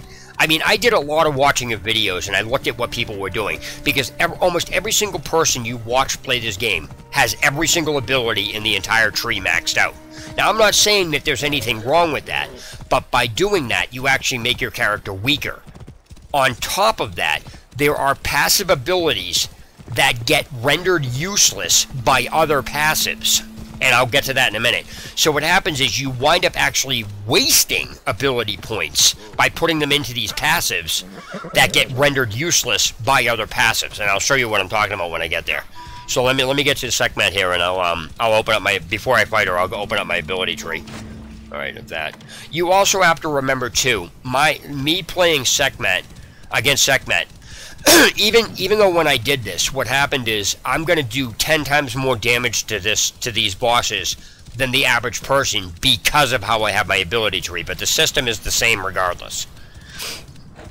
It'll just, the procedure is the same, I should say. So it's kind of interesting to watch. But yeah, I killed an elite arena boss. I don't think it's supposed to be doing that. Either that or my character's just so fucking overpowered. If you watch, it's like 1 minute and 10 seconds.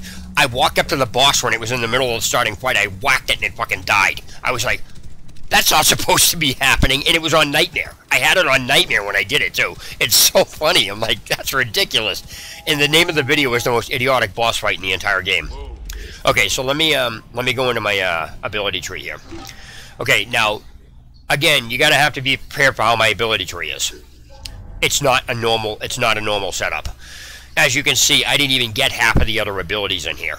So what happens is I'll first explain why some of these passives are a wasted ability point because of other passives. Using Adrenaline 1 as an example. Now, first of all, let me back up and explain to how the ability tree is pieced together. What you're basically trying to do with this is unlock the master trees. So I basically went the quickest route using the least amount of points I could possibly use to get this unlocked. The same thing with this one. Now, once you get these master trees unlocked, you can go to the opposite end of the tree, so you don't have to you don't have to go one way to do this. You can go around. So if you take a look at Adrenaline 1, it's a passive. Now, if you put a point in there, that's pretty good. So if you put a point in Adrenaline 1, what happens is they'll start the battle with half of an adrenaline bar, which is fine, don't get me wrong. But take a look at Adrenaline 2. Adrenaline 2 starts you off with a full adrenaline bar. Once you hit Adrenaline 2, if you have Adrenaline 1, you are no longer starting the thing at a half of adrenaline bar. It's now being at full. Therefore, you wasted a point doing this. So instead of going this way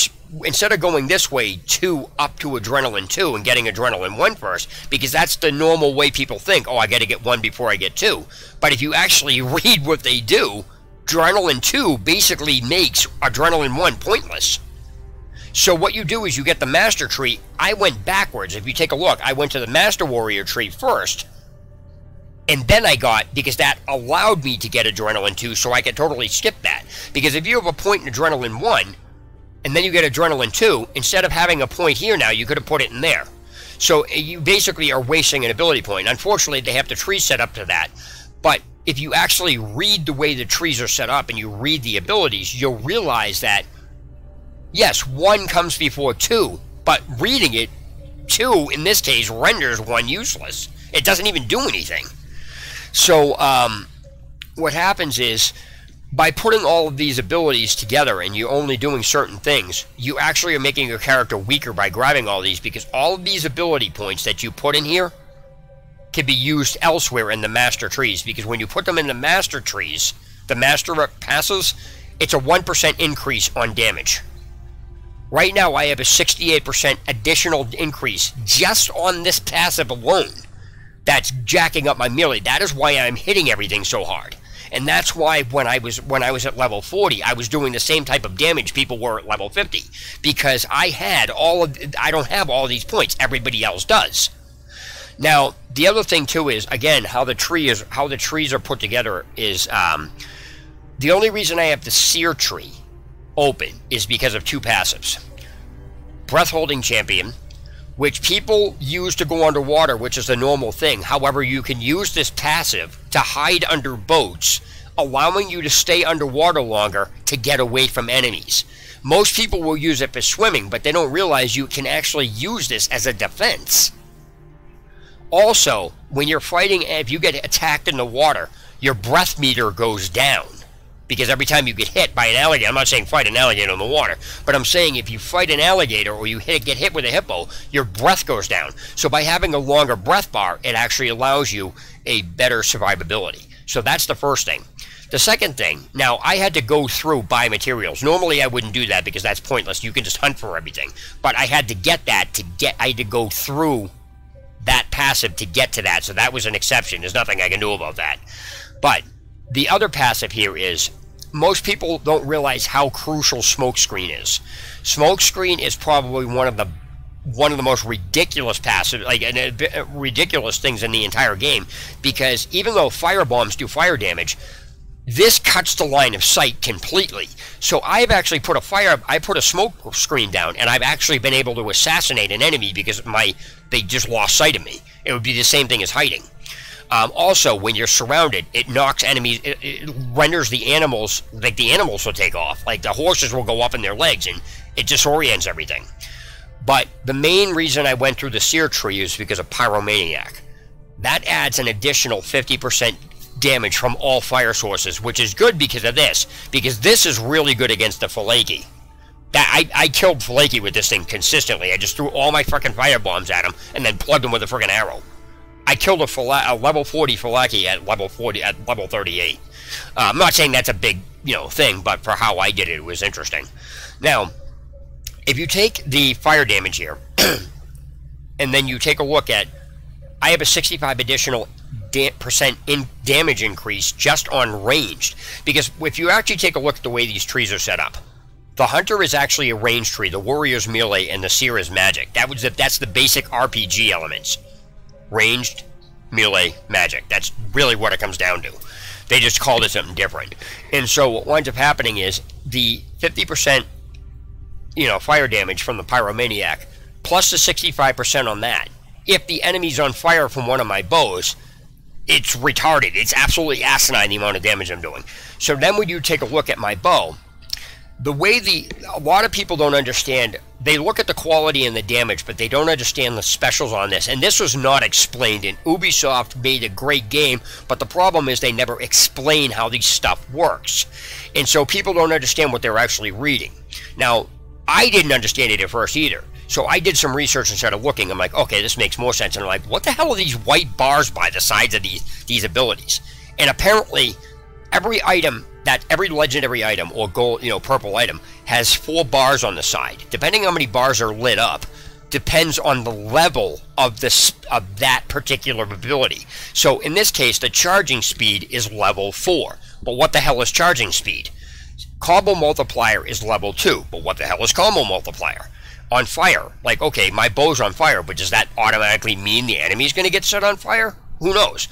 So what they did was they put a glossary in the game, and yes, I think a bunch of people know this is here, but that's not the point. They didn't tell you it was here. They put some button on the screen and expect you to know that? No, they should literally say, hey, here's a glossary, go here to open it. So the glossary here gives everything in here. So if you take a look at adrenaline, if you take a look at, let's say, charging speed. What the fuck's charging speed? So you go up here and you look for charging speed. I gotta find it. I always fucking have problems finding this. Okay. The bow charge duration, that basically means how fast you fast you draw your bow. That's why I'm drawing my bow like that fucking fast. So it's a 40% increase because it's level 4. Level 1 would be 1 bar is white. Level 2 is 2 bars white. That would be, so my charging speed on this bow is level 4. So level 4 gives a 40% draw speed. So then you look at the combo multiplier. That's 2. Okay, what does combo multiplier do? So then you look up and you go combo multiplier. Every consecutive hit you hit against an enemy does 100. In this case, since it's level 2, it's doing 115% additional damage on top of what I'm already doing. And this is why I said putting all these abilities in all these points. It's not that these are bad skills. It makes your character weaker because instead of putting all these points in here, put them in there. Now you have a nasty ass freaking hit. Same thing with the melee. Now, people ask me sometimes why I have more points in melee than I do in ranged. The reason for that is because of overpowered chain throw. Whenever you kill an enemy with an overpowered chain throw, you have the ability to take the enemy's weapon if they have one and throw it at another enemy, and that is a one-hit kill no matter who it hits. If they have shields, doesn't matter. Goes right through it and it's an instant one-hit kill. So by making sure your melee is up as high as you can get it, you're almost always guaranteed to get that one-hit kill so you can trigger that to take another enemy out, and that's especially useful in the arena. Now, the other thing I was going to explain here is that my weapon here, I have a critical hit rate and a combo multiplier, which coincide with my melee because that's a melee weapon. That is a disgusting amount of damage. So again, if you look at health on hit, let me see. I got to go to my gear, sorry. If you look at health on hit, is it? I recover 1% of my health for each time I hit an enemy. So when you're fighting, I'll show you when I'm fighting I was fighting Sekhmet here, that you'll notice that your health bar is actually divided into 3 sections. Even though there's multiple increments inside that section, it's literally broken down into thirds. So your health regeneration only works if you have health in that section of the bar. So when you have a weapon, if you're down below that bar, like if one bar is completely taken out and you have no way to hit on health, you'll never be able to regenerate that health in that third bar again to get health again. So I'll show you what I'm talking about when it comes to this. But as you can see, the items that are on the specials that are on the side of the weapon that say, the levels of them, they're just as important as the damage. And they coincide with how your game is, you know what I mean? So this, unfortunately, Ubisoft didn't explain any of this, and they really should have. Now, how I learned all this was watching videos and just playing it and reading it. I watched a lot of videos. I didn't understand what people were doing. Okay, so if you take a look, my health bar, it's divided into 3 sections. Oh, you know what? I have to actually take this off. Fucking, oh my god, I almost forgot to do this. Oh, also, another thing I want to point out is that enemies set to auto level should be on no matter what level difficulty you're doing. Because I've watched people play it, and I said, do you have the enemies to auto level? They're like, no. I said, well, having the enemies on auto level keeps the enemy near your level.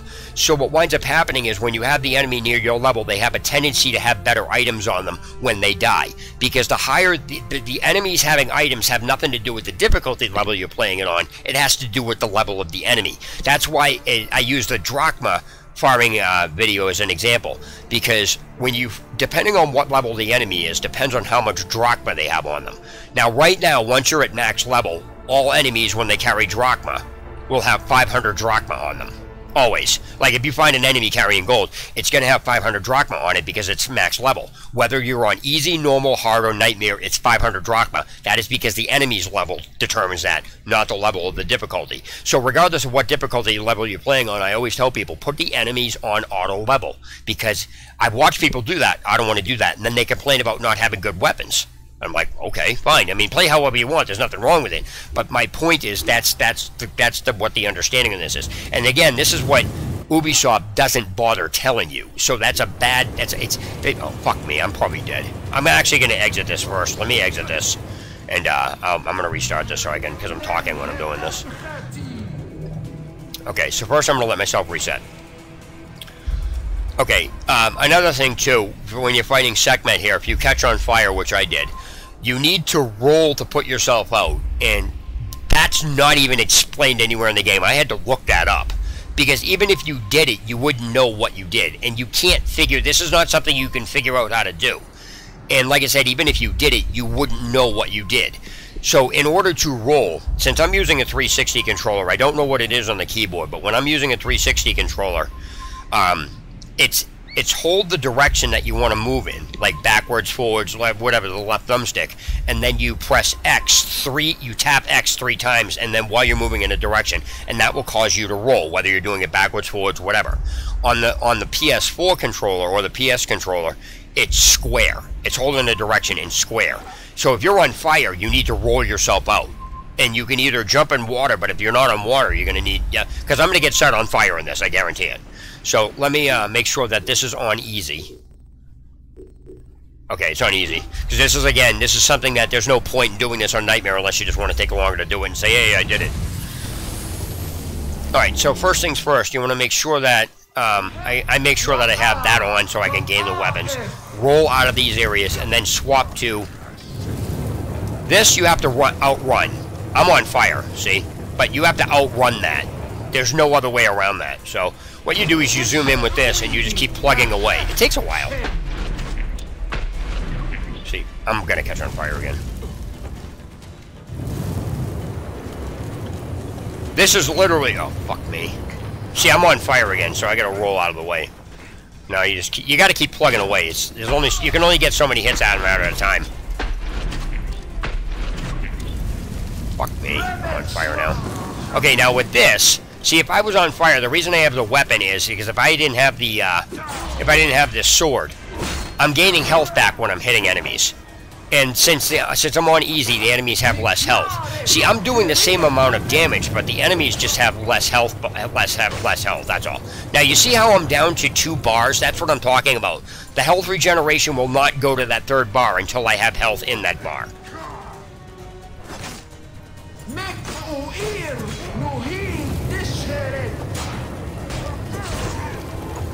Oh, fuck me. Actually, this is a really good example so you can see what's going on.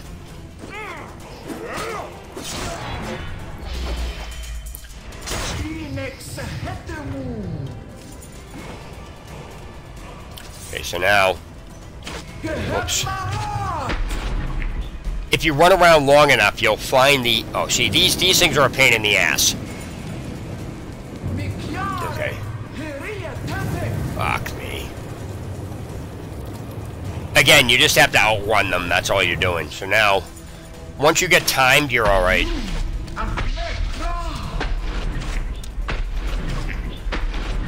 I'm on fire now. Shit. She's gonna shoot that fucking beam out again. Nope. All you do is you move out of the way. When you have the horses running at you, you have to dodge them. See, I'm whittling her down, so you have to kind of see what's going on. She's gonna raise those again, motherfucker. Whoops, I don't want to do that.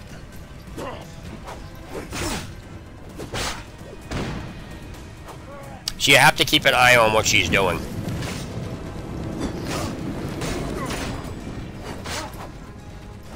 You see how I have health in that bar now? Shit. It doesn't last long if you're surrounded, but... Oh, fuck. I hate when that happens. It's like, seriously?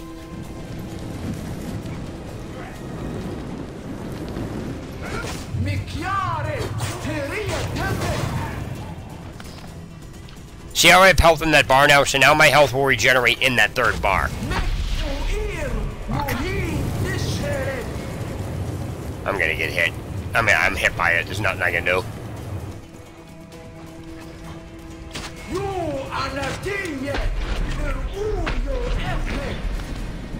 Oops.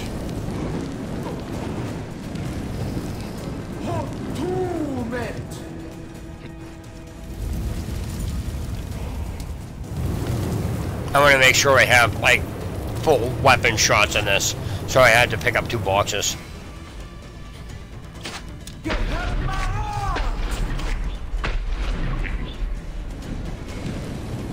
It's a good idea to stand still and then just move when they show up.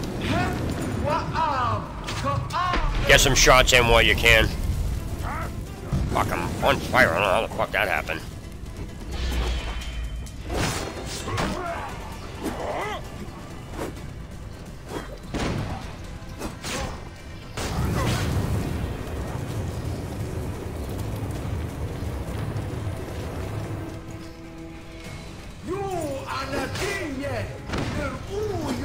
See what I'm doing? I'm throwing smoke bombs down. Because when you pick up, they can't see. So this is allowing me free hits to gain my health back, which I'm gonna fucking lose again.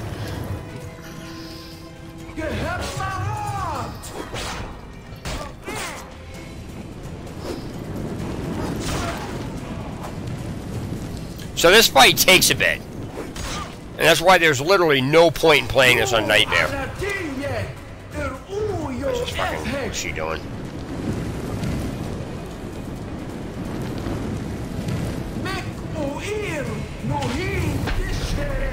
See, this is where shit gets fucked up. Because if she has like fire over on the side, you go into that, you're gonna get screwed.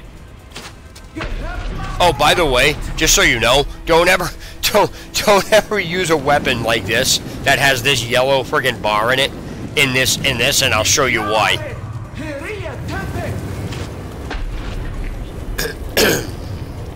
Hold on a second.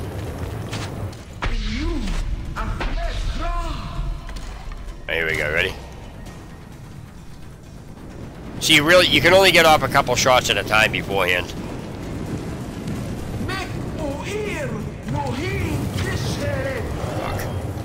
Okay, so if you were to activate this type of like weapon in here, watch what happens. You can't friggin' see anything. It's so retarded.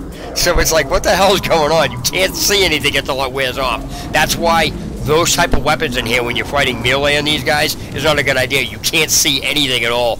And that has nothing to do with the lighting. It has to do with that weapon's adrenaline. It's ridiculous. That was bright, huh? Alright, so let me see here. Ready? Here we go. Alright, I'm gonna take her out. Oh shit. Ah, fuck, I just got nailed. Motherfucker. You started to see why I said put it on easy? Like I said, doing this on Nightmare literally does nothing except make it take longer. She's gonna be dead in a few hits. There she goes, she's dead. So that's basically the strategy for it.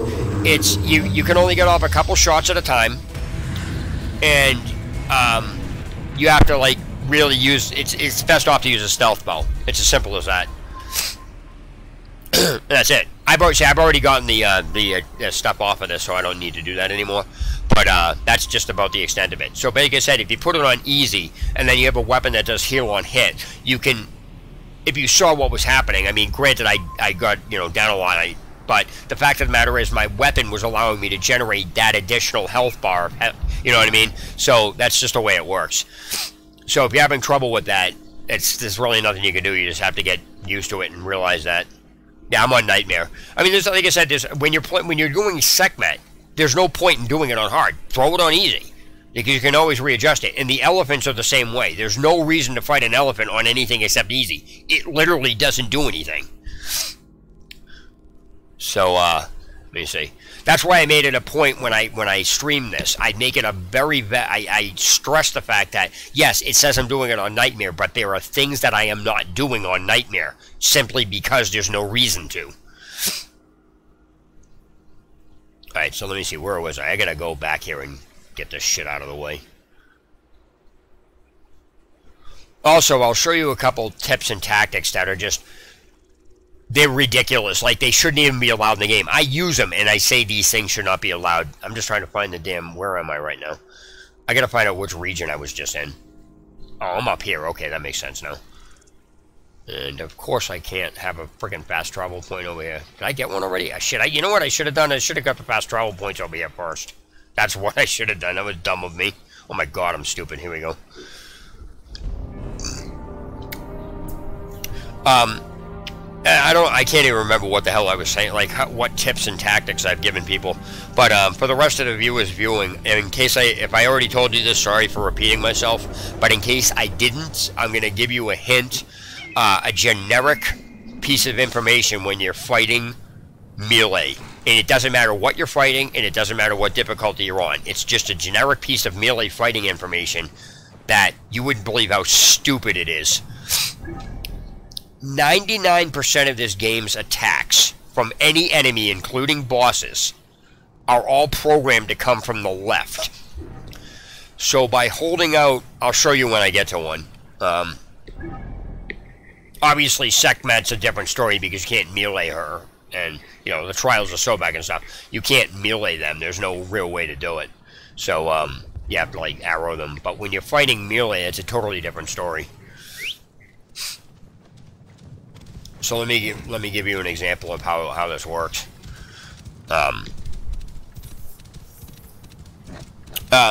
First of all, a mount, in my opinion, should never be allowed to be used in combat at all. I don't think anybody should be allowed to use a mount. And the reason why I say that is because of the tactic I figured out using this. I show this to so many people who are like, that is the dumbest thing I've ever seen, because it breaks combat. And I don't mean it breaks combat like there's something, like it glitches the game. I'm saying the combat system is broken because of mounts. You should not be able to use your mount in combat. Watch, I will show you how stupid this is. And this has nothing to do with how much damage I'm doing. Oh, this is still on easy. Let me put this back on Nightmare, sorry.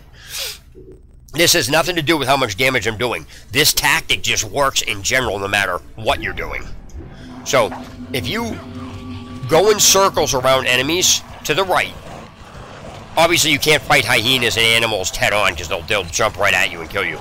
But running in circles around enemies while you're on a mount will allow you to kill them no matter what you're doing. As long as you don't go head-on to them. Watch how stupid this is.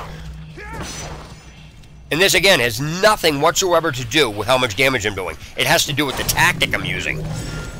What happens is the horse runs the enemy over and it stuns the enemy, allowing you to get in free hits. And if you just constantly keep running in a circle, you'll keep hitting them and stunning them. Your mount should never be allowed to be used in combat because of that. It breaks combat. It totally renders combat pointless. Like for the enemy. There's nothing the enemy can do against you. You should see it against, like, when you're in Curse of the Pharaohs, you should see it against the shadow bosses. The shadow bosses are ridiculous with that. If you hit an enemy on a mount, especially a boss, with an adrenaline attack, it takes out a quarter of their health. And if you just keep running back and forth straight, hope the Pharaoh doesn't knock you off your mount. If he does, that can happen. But for the most part, if you just keep running back and forth and just whack them, you'll just keep killing them. Alright, so let me get in here. So, actually, I'm in the wrong section. I need to go here. So, let me show you what I'm talking about when you're fighting enemies. It literally is the dumbest friggin' thing, dude. It's so stupid. Like I said, I use it. I use my mount in combat, and I'm saying it shouldn't be used. I use it. And that's what I'm saying. It just breaks combat. I mean, obviously, the more damage you're going to do, the better off you are. But, again, the damage ratio has nothing to do with the tactic. Whether normal, hard, easy, doesn't even matter. Where's this fucking thing? I lost it. Whoops. And then, like I said, I'll show you about what I mean on, here, watch, I'll go into a fort and show you. It's really stupid. Okay. Target the enemy, right? If you look at it, what the fuck was that? Okay. See, watch his sword. It's in the left hand. Or it's in his right hand, sorry. But the attacks come from your left. They will always be on your left. So if you circle around the enemy, when they go to attack, you'll always kill them. It's a retarded tactic that should never be used.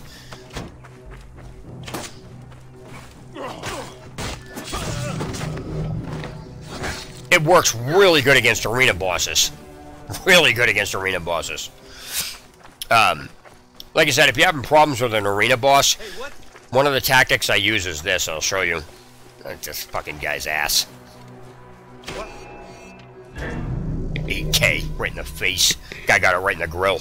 Okay, one of the tactics I tell people to use if you're having a problem against a boss, you got to remember when you're fighting bosses, especially on a specific difficulty level, you're going to have a problem because if you're impatient, you'll get yourself killed. It'll happen all the time. Because people want to rush in and they want to kill it, you know what I mean? But one of the tactics I use, that I explain to people to use if you're having a problem, is to use any weapon that has an extremely high adrenaline regeneration rate, such as this. Let me see, hold on a second. So I will use this, right? So if you swap to it, obviously since I start battle with a full adrenaline bar, I will use my sword to get the adrenaline hit out. And then what I will do is I'll back off, I'll swap the weapon, let my adrenaline bar regenerate, just keep circling around the boss, and then when it's regenerated, you can swap your weapon back, and your adrenaline bar is filled, because your adrenaline bar has nothing to do with the weapon you gain the adrenaline bar with. Your adrenaline bar is just your adrenaline bar. So, I'll show you, watch, just by, let me go up here and I'll show you, because the tactic's the same no matter what you're doing. It's like, some people don't realize that you can switch weapons in the middle of battle. Like, you can, but they usually don't do it, and they don't pay attention to it. So, it's kind of like weirded out like that. So, watch. So, this is, alright, I have this on, right? Okay, so, what I'm going to do is take this guy out with an adrenaline attack first. Okay, let me take him out. This is why chain throw was so good. Okay, now, what I'll do is I'll swap to my daggers. And I'll dodge around, but if you take a look at my adrenaline bar, it's regenerating. And all I'll do is I'll avoid these guys. I get it. Whoops. I'll avoid these guys while my adrenaline bar regenerates. I'll just keep circling them. This tactic works with bosses. It's stupid. So you wait till they attack, and if you look at my adrenaline bar is regenerating really fast. So as soon as my adrenaline bar regenerates, I swap the weapon. And then I use it. And then I can use my chain throw on this guy. So it's the same exact thing over and over again. So now I'll swap it back, and I'll just keep avoiding the guys in a circle. Wait till it regenerates. It's just a stupid tactic, because as long as you stay away from the enemies, and you do this, and you keep circling to the right, and keep getting out of the way, you can just kill everybody. It's dumb. But if you notice, I have a guy targeted. But I'm staying on the opposite side of this guy. Now, here we go. You ready? I'm going to get this guy on the horse.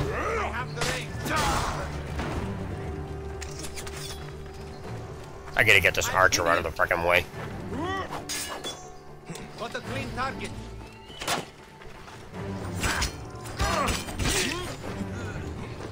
Good, dead.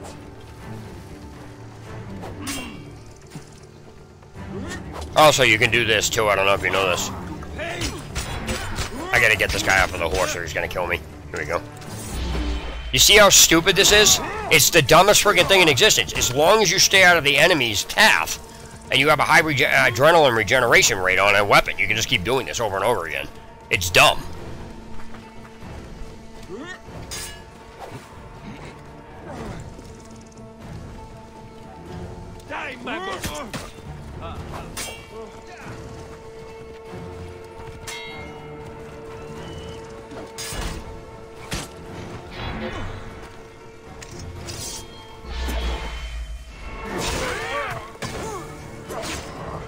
He interrupted me, he hit me.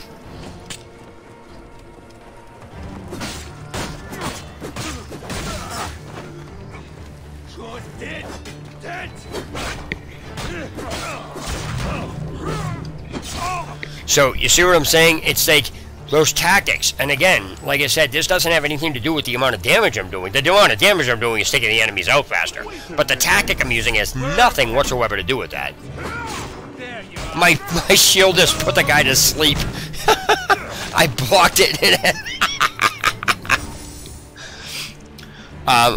Just so you guys know, also, if you have to take an enemy, if you have to escort an ally out of a fort or whatever it is, which I'll probably be doing, and there's a bunch of guys at the fort, what you do, is you have to carry the guy out of the fort, instead of going through the front door, if you go up and over to where the guy is, there's a couple guards you have to take out, but what you do is you step up on the wall and you throw the guy off of the wall outside the fort, and then just go back and pick him up, and then you just avoid a whole problem. Because a guy in a quest, I don't think can die. At least I threw the guy off of a wall this high. I threw him outside the fucking thing. I dropped him on the ground. It was so ridiculous. I think it's in one of my playthroughs. The game doesn't actually tell you how to throw things, but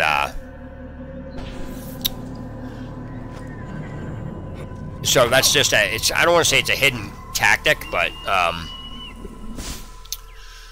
so throwing things is actually weird, because I'll just use a torch for example.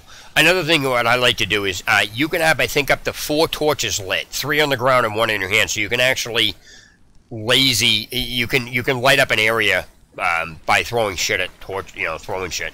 So what you do to throw something is you hold it in your hand, you equip it. Doesn't matter what you have, a body, a torch, anything. The procedure's the same.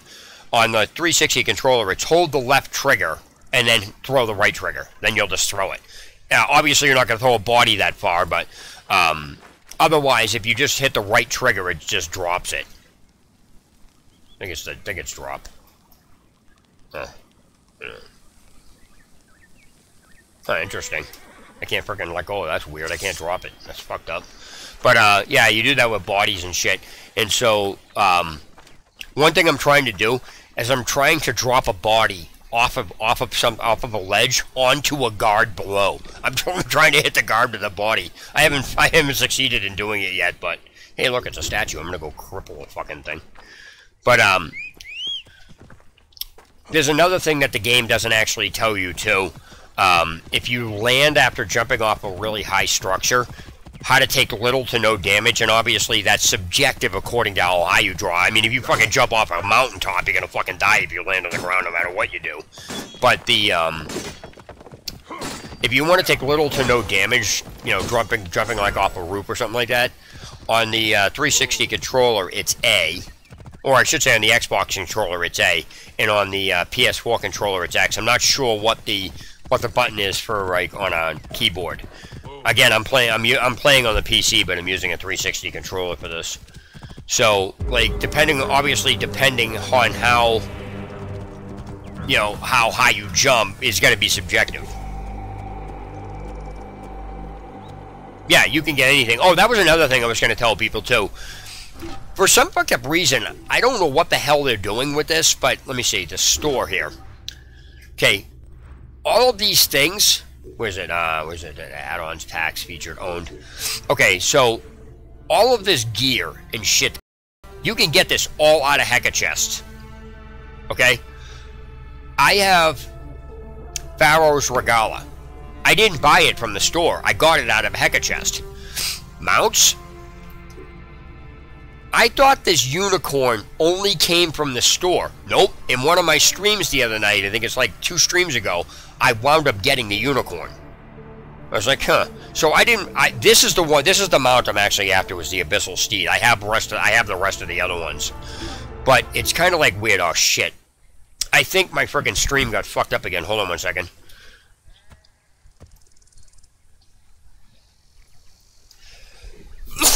Okay, for some reason YouTube does this, and I don't know why.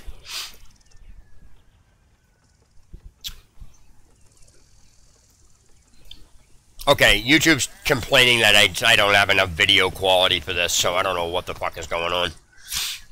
It'll fix itself in a minute. So what I'm going to do is I'm going to sit still until it fixes itself, because it says it's not getting enough video RAM or something. Hold on, what's it say?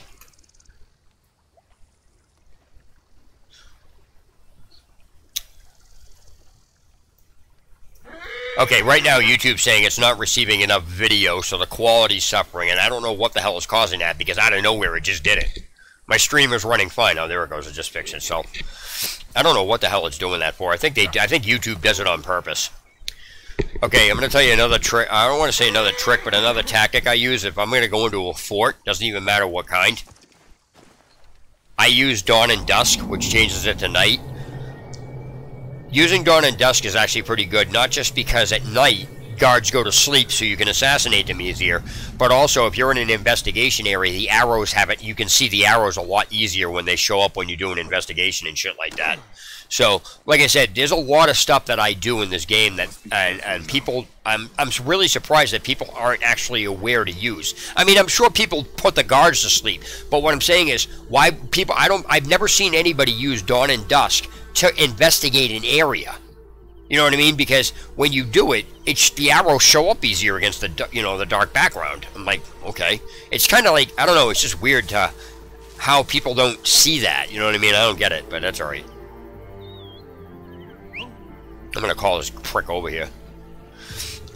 Also, in one of the loading screens it says you can actually target guys with your arrow, just like you can Sanu.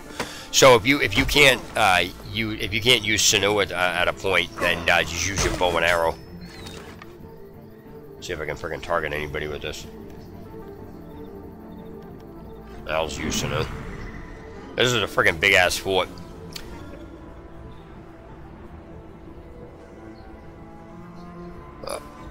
Are you fucking kidding me? Hey buddy, what's up? Welcome to the stream. How's it going, man? Wait a minute. I fucking absolutely hate the guards in this game. I fucking can't stand them.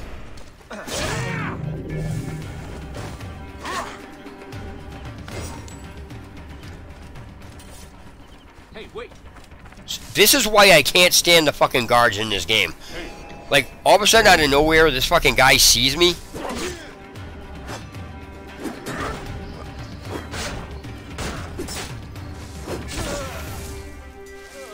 What are you doing here? Wait a second.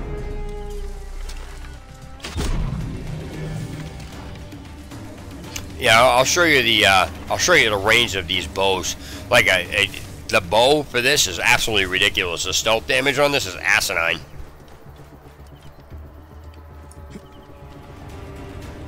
Oh, I didn't even see that was there. Alright, so let me get up on top of a roof. I'm probably gonna get seen, but I just don't give a shit. At this point, I just don't give a shit. I just run into a freaking... I run into a place and get them. Oh, whoa, oh, whoa, whoa, whoa. Here we go, ready? Look at the range of this dude. I can hit these guys from out here. It's stupid. See? That's just so dumb. Alright, here we go. You ready?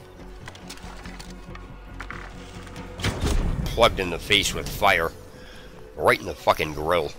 Oh, this is a fort where... I got this stupid fucking captain. I'm gonna kill this guy. Fuck him. See, I don't understand this. It's like, how does this fucking prick see me over here? The guy up on the roof, that I saw, but the guy standing there, really? Come on.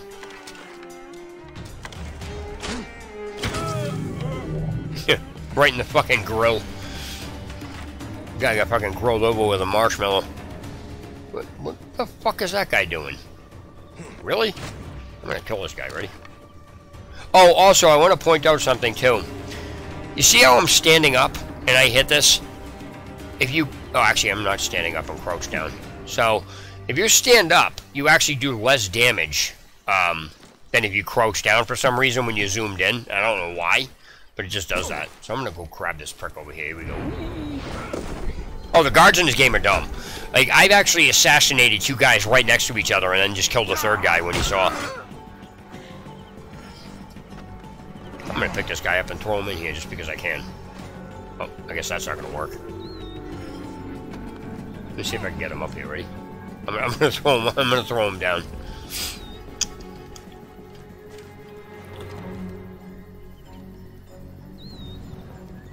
Oh shit, he's on fire. Son of a bitch. How the fuck did I catch on fire? Oh, is that really? I caught on fire because of that? That's fucking dumb. Oh, here we go, ready? I'm gonna drop this guy. I'm gonna try to drop this guy off in the... I'm gonna try to drop him on the ground.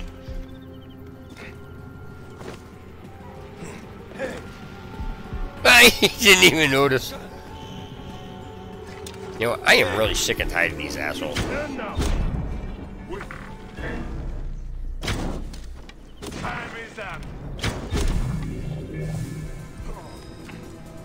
This guy doesn't know where I am. It's like, come on. That's funny.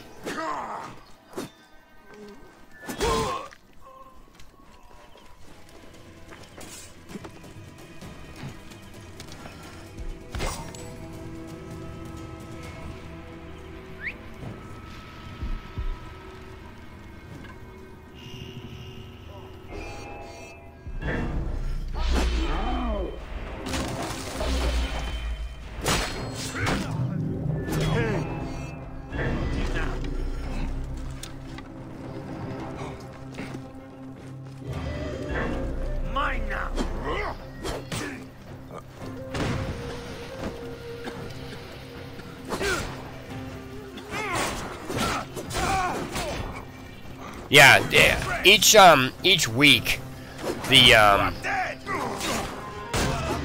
each week they put a challenge out, and every time you complete both parts of it, like if you complete segment, it'll give you another item. Your ass. Fuck are you going?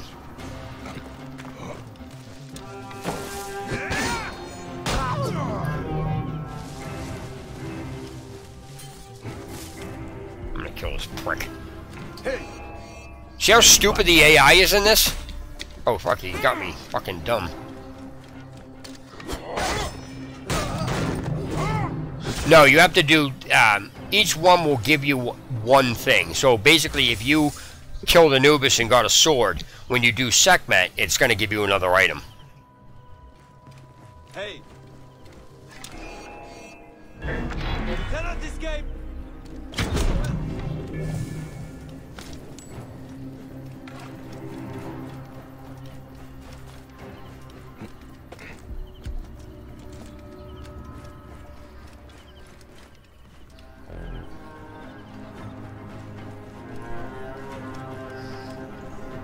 In a little bit, I gotta end the stream because I gotta go to bed because I gotta get up in the morning.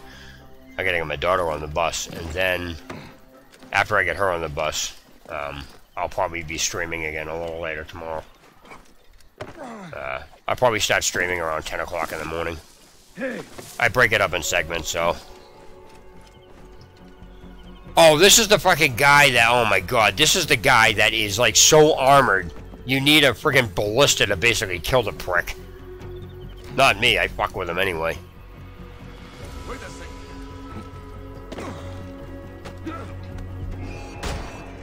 Breathe deeply. Enjoy your final minutes. You're finished. Ah, I see you. No, it won't.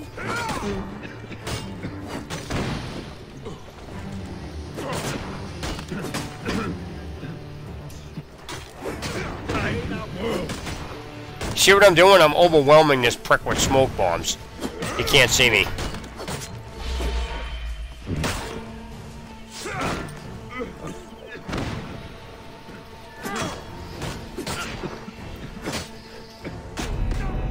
Oh shit, he killed me.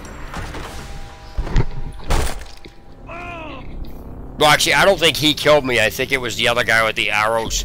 Because when these guys show up, that guy's just so heavily armored. When you first encounter him, there's like, I think there's like 3 guys in the game that are just so heavily armored, like trying to hit him with a normal weapon doesn't really do much. You want to fucking nail him with a ballista. But even nailing him with a ballista up top is so hard to do. It's because he doesn't stand still and then he just constantly charges you. And then you have to get him in your line of sight, so it's like, ugh. So after I finish this fort, I'm probably going to, fuck, is that one too? That's things, okay. So let me grab this.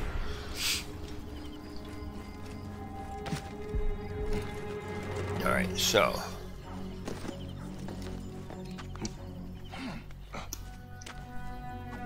Am I gonna be able to kill this prick?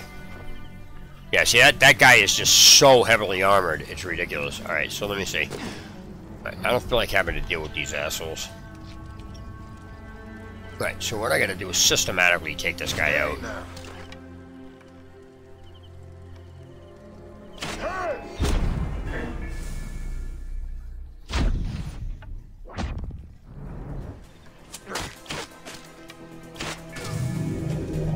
There we go.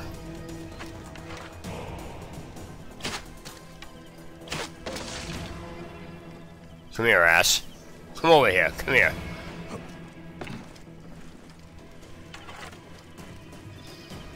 I gotta find this ballista so I can friggin' plug the piss out of this guy.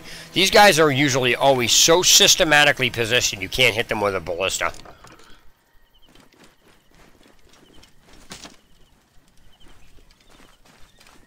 I'm going to.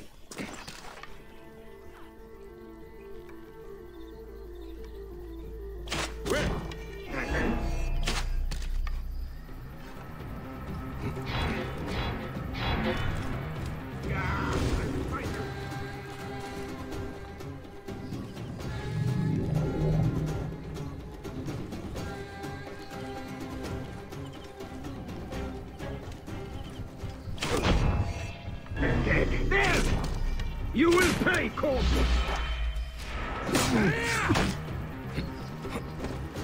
I'll crush you under my heel instead!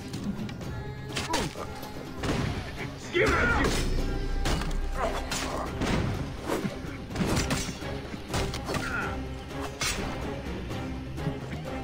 You die! Yeah, that guy is just so heavily armored, it's ridiculous. So, I think if you let these people out, they help you. They'll grab like weapons or something. For some random reason, they magically wind up with weapons. See how stupid the AI is in this? Like, he just saw me down there and I ran up the stairs and they like smoked him in the face. No, he's trying to kill the freaking civilians. Laughing at him. There we go.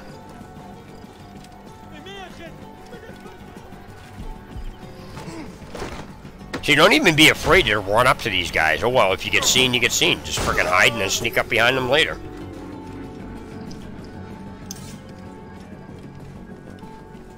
This is a big ass fort though.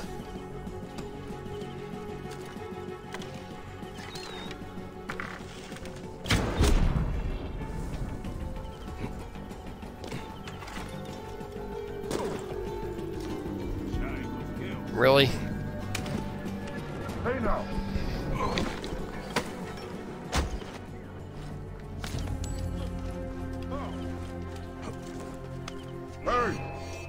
That was a bad idea. I don't know what the fuck I just climbed for.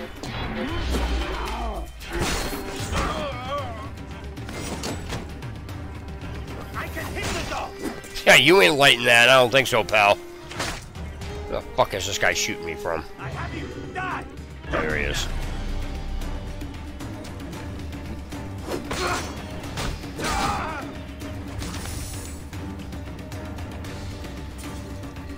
This guy's got a surprise coming for him. Hey, what? See, I didn't even wait. I just like randomly hit the guy because I saw him. He was like, alright, whatever.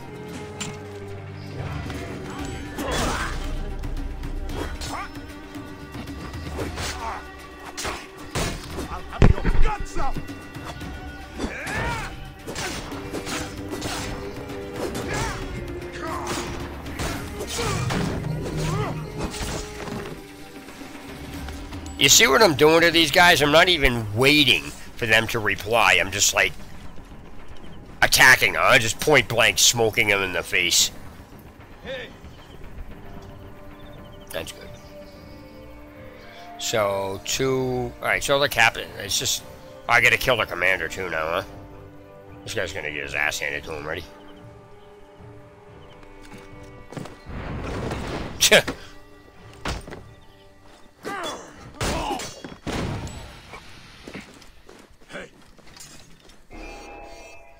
we get off of the fucking guards, please?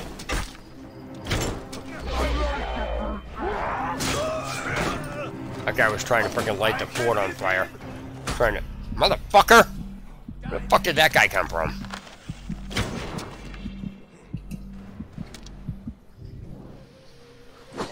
That had to have been the captain. Ah, I'm fucking dead.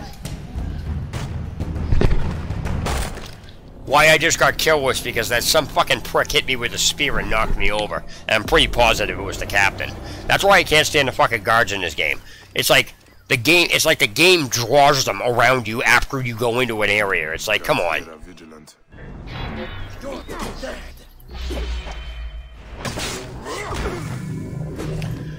In a sense, it's good, but it sucks ass. But here's the thing.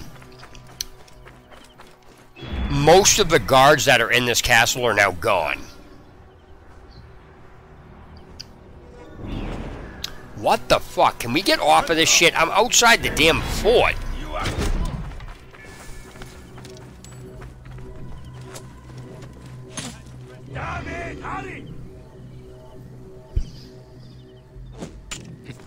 Hey now.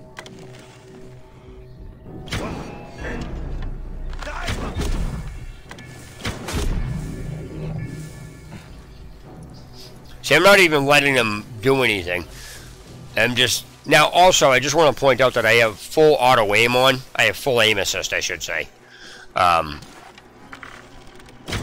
So what I'm doing is I'm aiming at the... I'm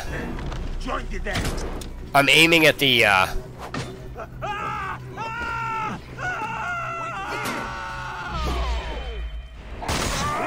I'm aiming at them, and then I'm doing the... Time has come.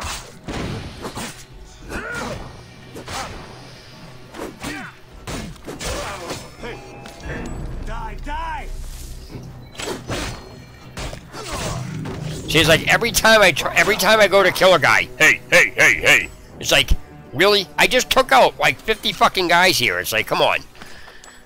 How can there still be that many guys? Hey, like this guy. Like, where the hell did this guy come from?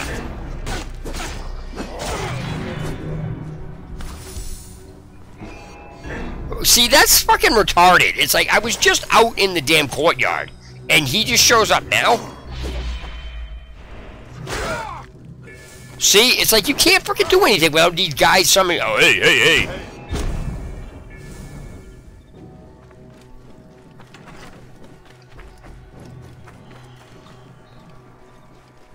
I have to kill the commander. That's, I guarantee you that's who knocked me down, was the commander.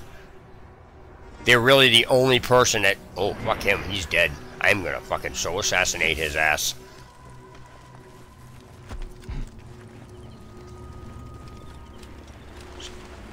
Where the fuck is he?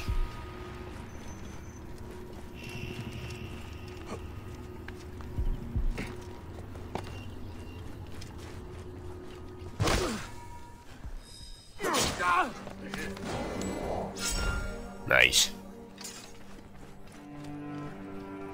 I think I got one more treasure I gotta do. No, two more. Alright, so I gotta... There's one over there. This guy's gonna say, hey, see? And what the fuck? Come on. There you are.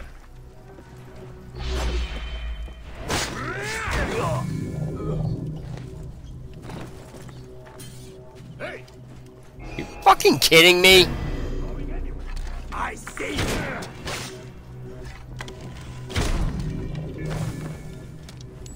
That's why these guards are so annoying. It's like every single time you use them, hey, and they're like, they're not even anywhere to be found. It's like, the hell is that shit? Is this the last one anyway? Yeah, I think this is the last one.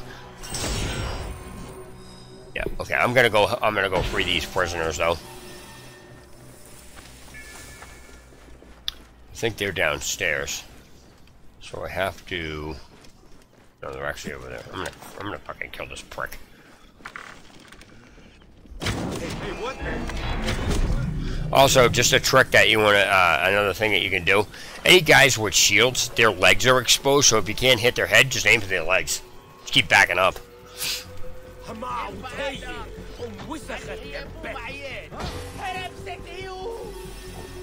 Alright, so now what I'm going to do is get the hell out of here. And I am going to... I'm going to go get this fast travel point first, grab these 2 question marks, and then I'm going to go sell my shit, and then I'm going to end the stream.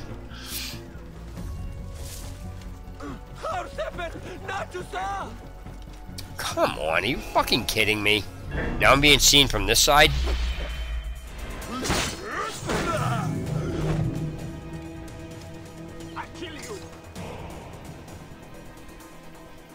I don't know where the hell that guy is, but you know what? I don't even care.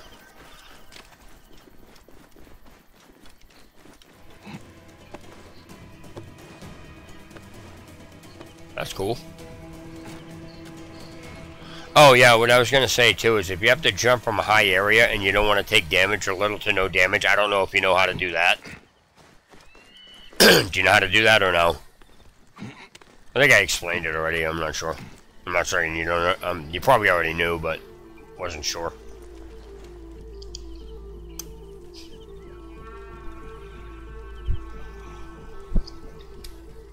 Yeah, on the PlayStation controller it's X, and on the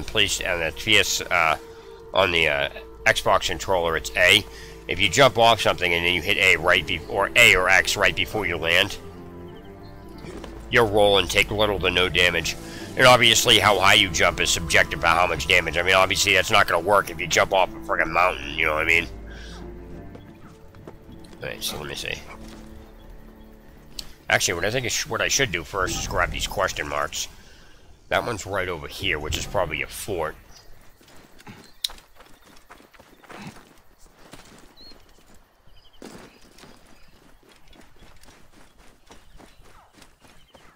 This is a small fort. It's either 2 or 3.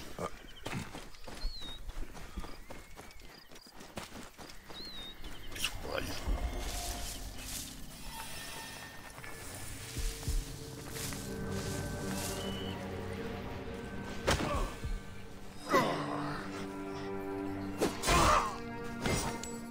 So I just have to find the damn treasure in here.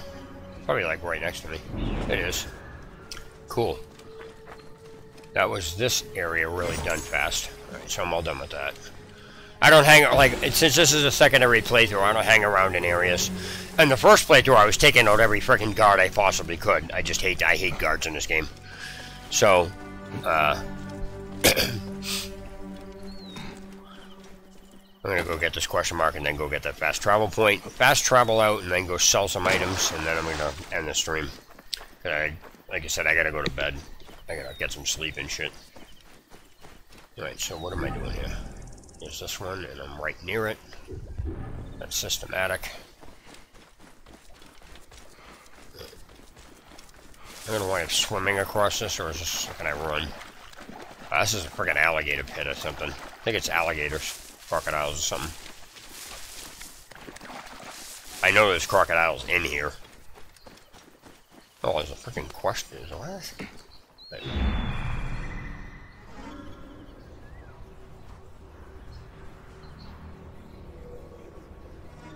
That's a random one out in the middle of nowhere.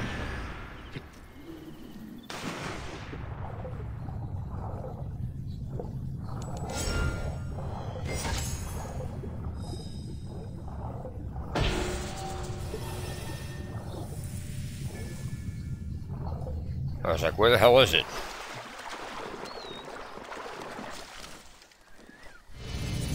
Yeah, I'm not gonna get that right now. I don't care about that. That particular one doesn't even matter. That's not even like an area, that's just some random friggin' thing.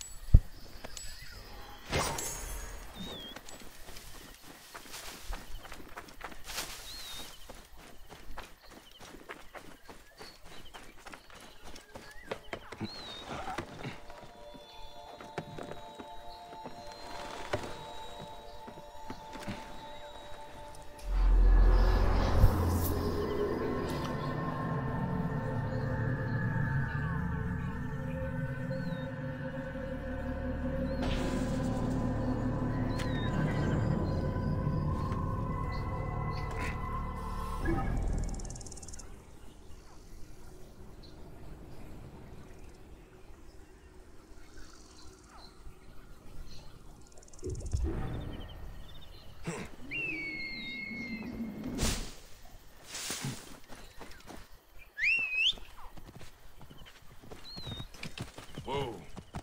Yeah.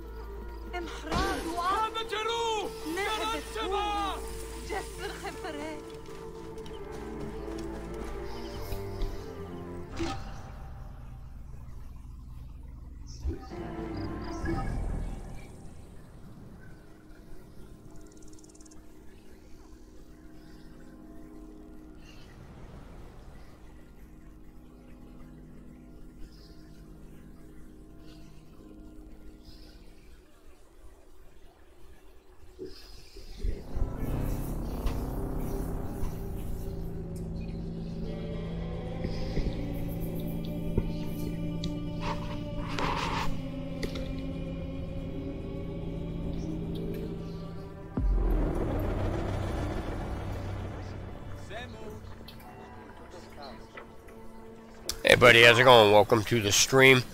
I'm just finishing up a few things, then I'm actually heading off. I'll be on tomorrow morning, somewhere near 10 or 11 or something like that. But I have to get ready to go to bed. I've been streaming for almost 3 hours now. So I'm going to finish up selling some shit to this blacksmith and then going back over to where I was and then ending the stream.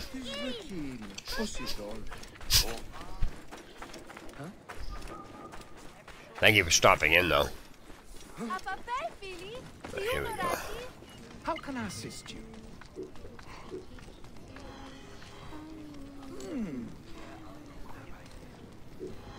All right.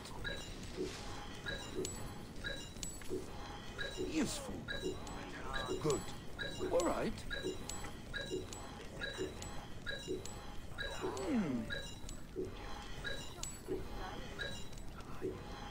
Useful.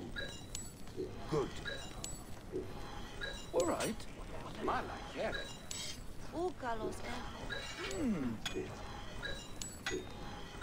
Wow, that's ridiculous. Alright, so let's see here. Serapis, keep you, traveler. Retta, see what's going on.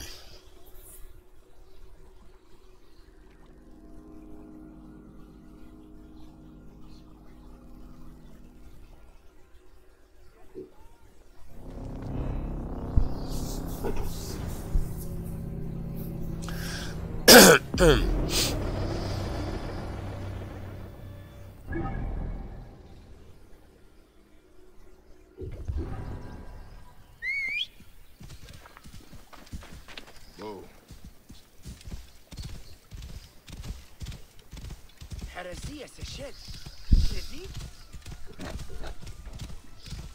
Is that vrai?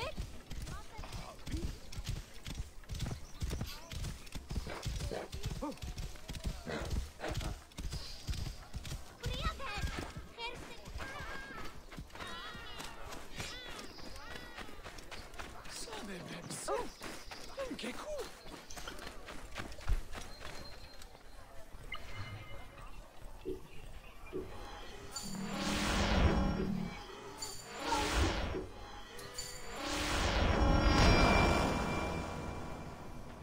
How no fair was she?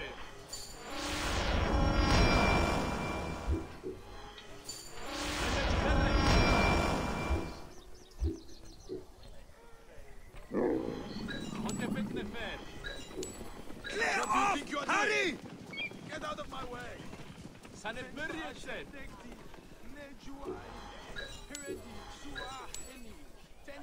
Iano. Any Sigiriet? Yahya.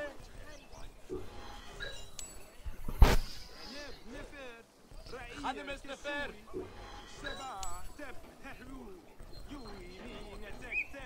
مي خنمس.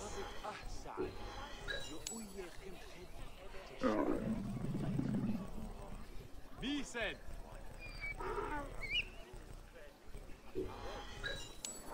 خنمس. شعب دمي أني سم خنمس سم نبنفر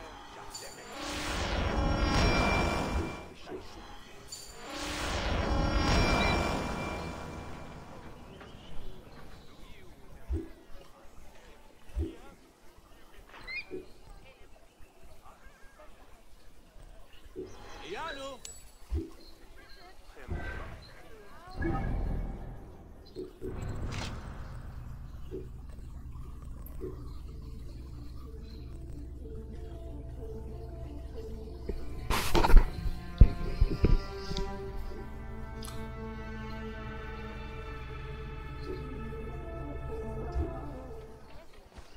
Animes.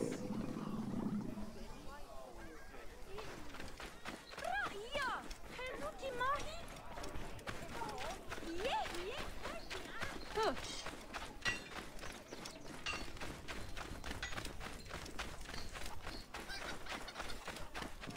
Come, look over my stock.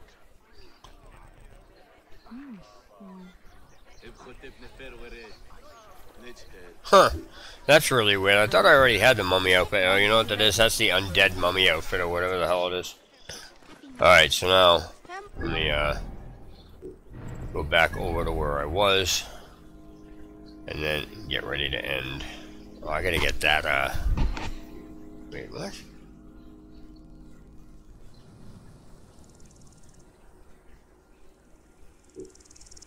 That's it. And I'm gonna shut the stream off as soon as I come in. And that's about it.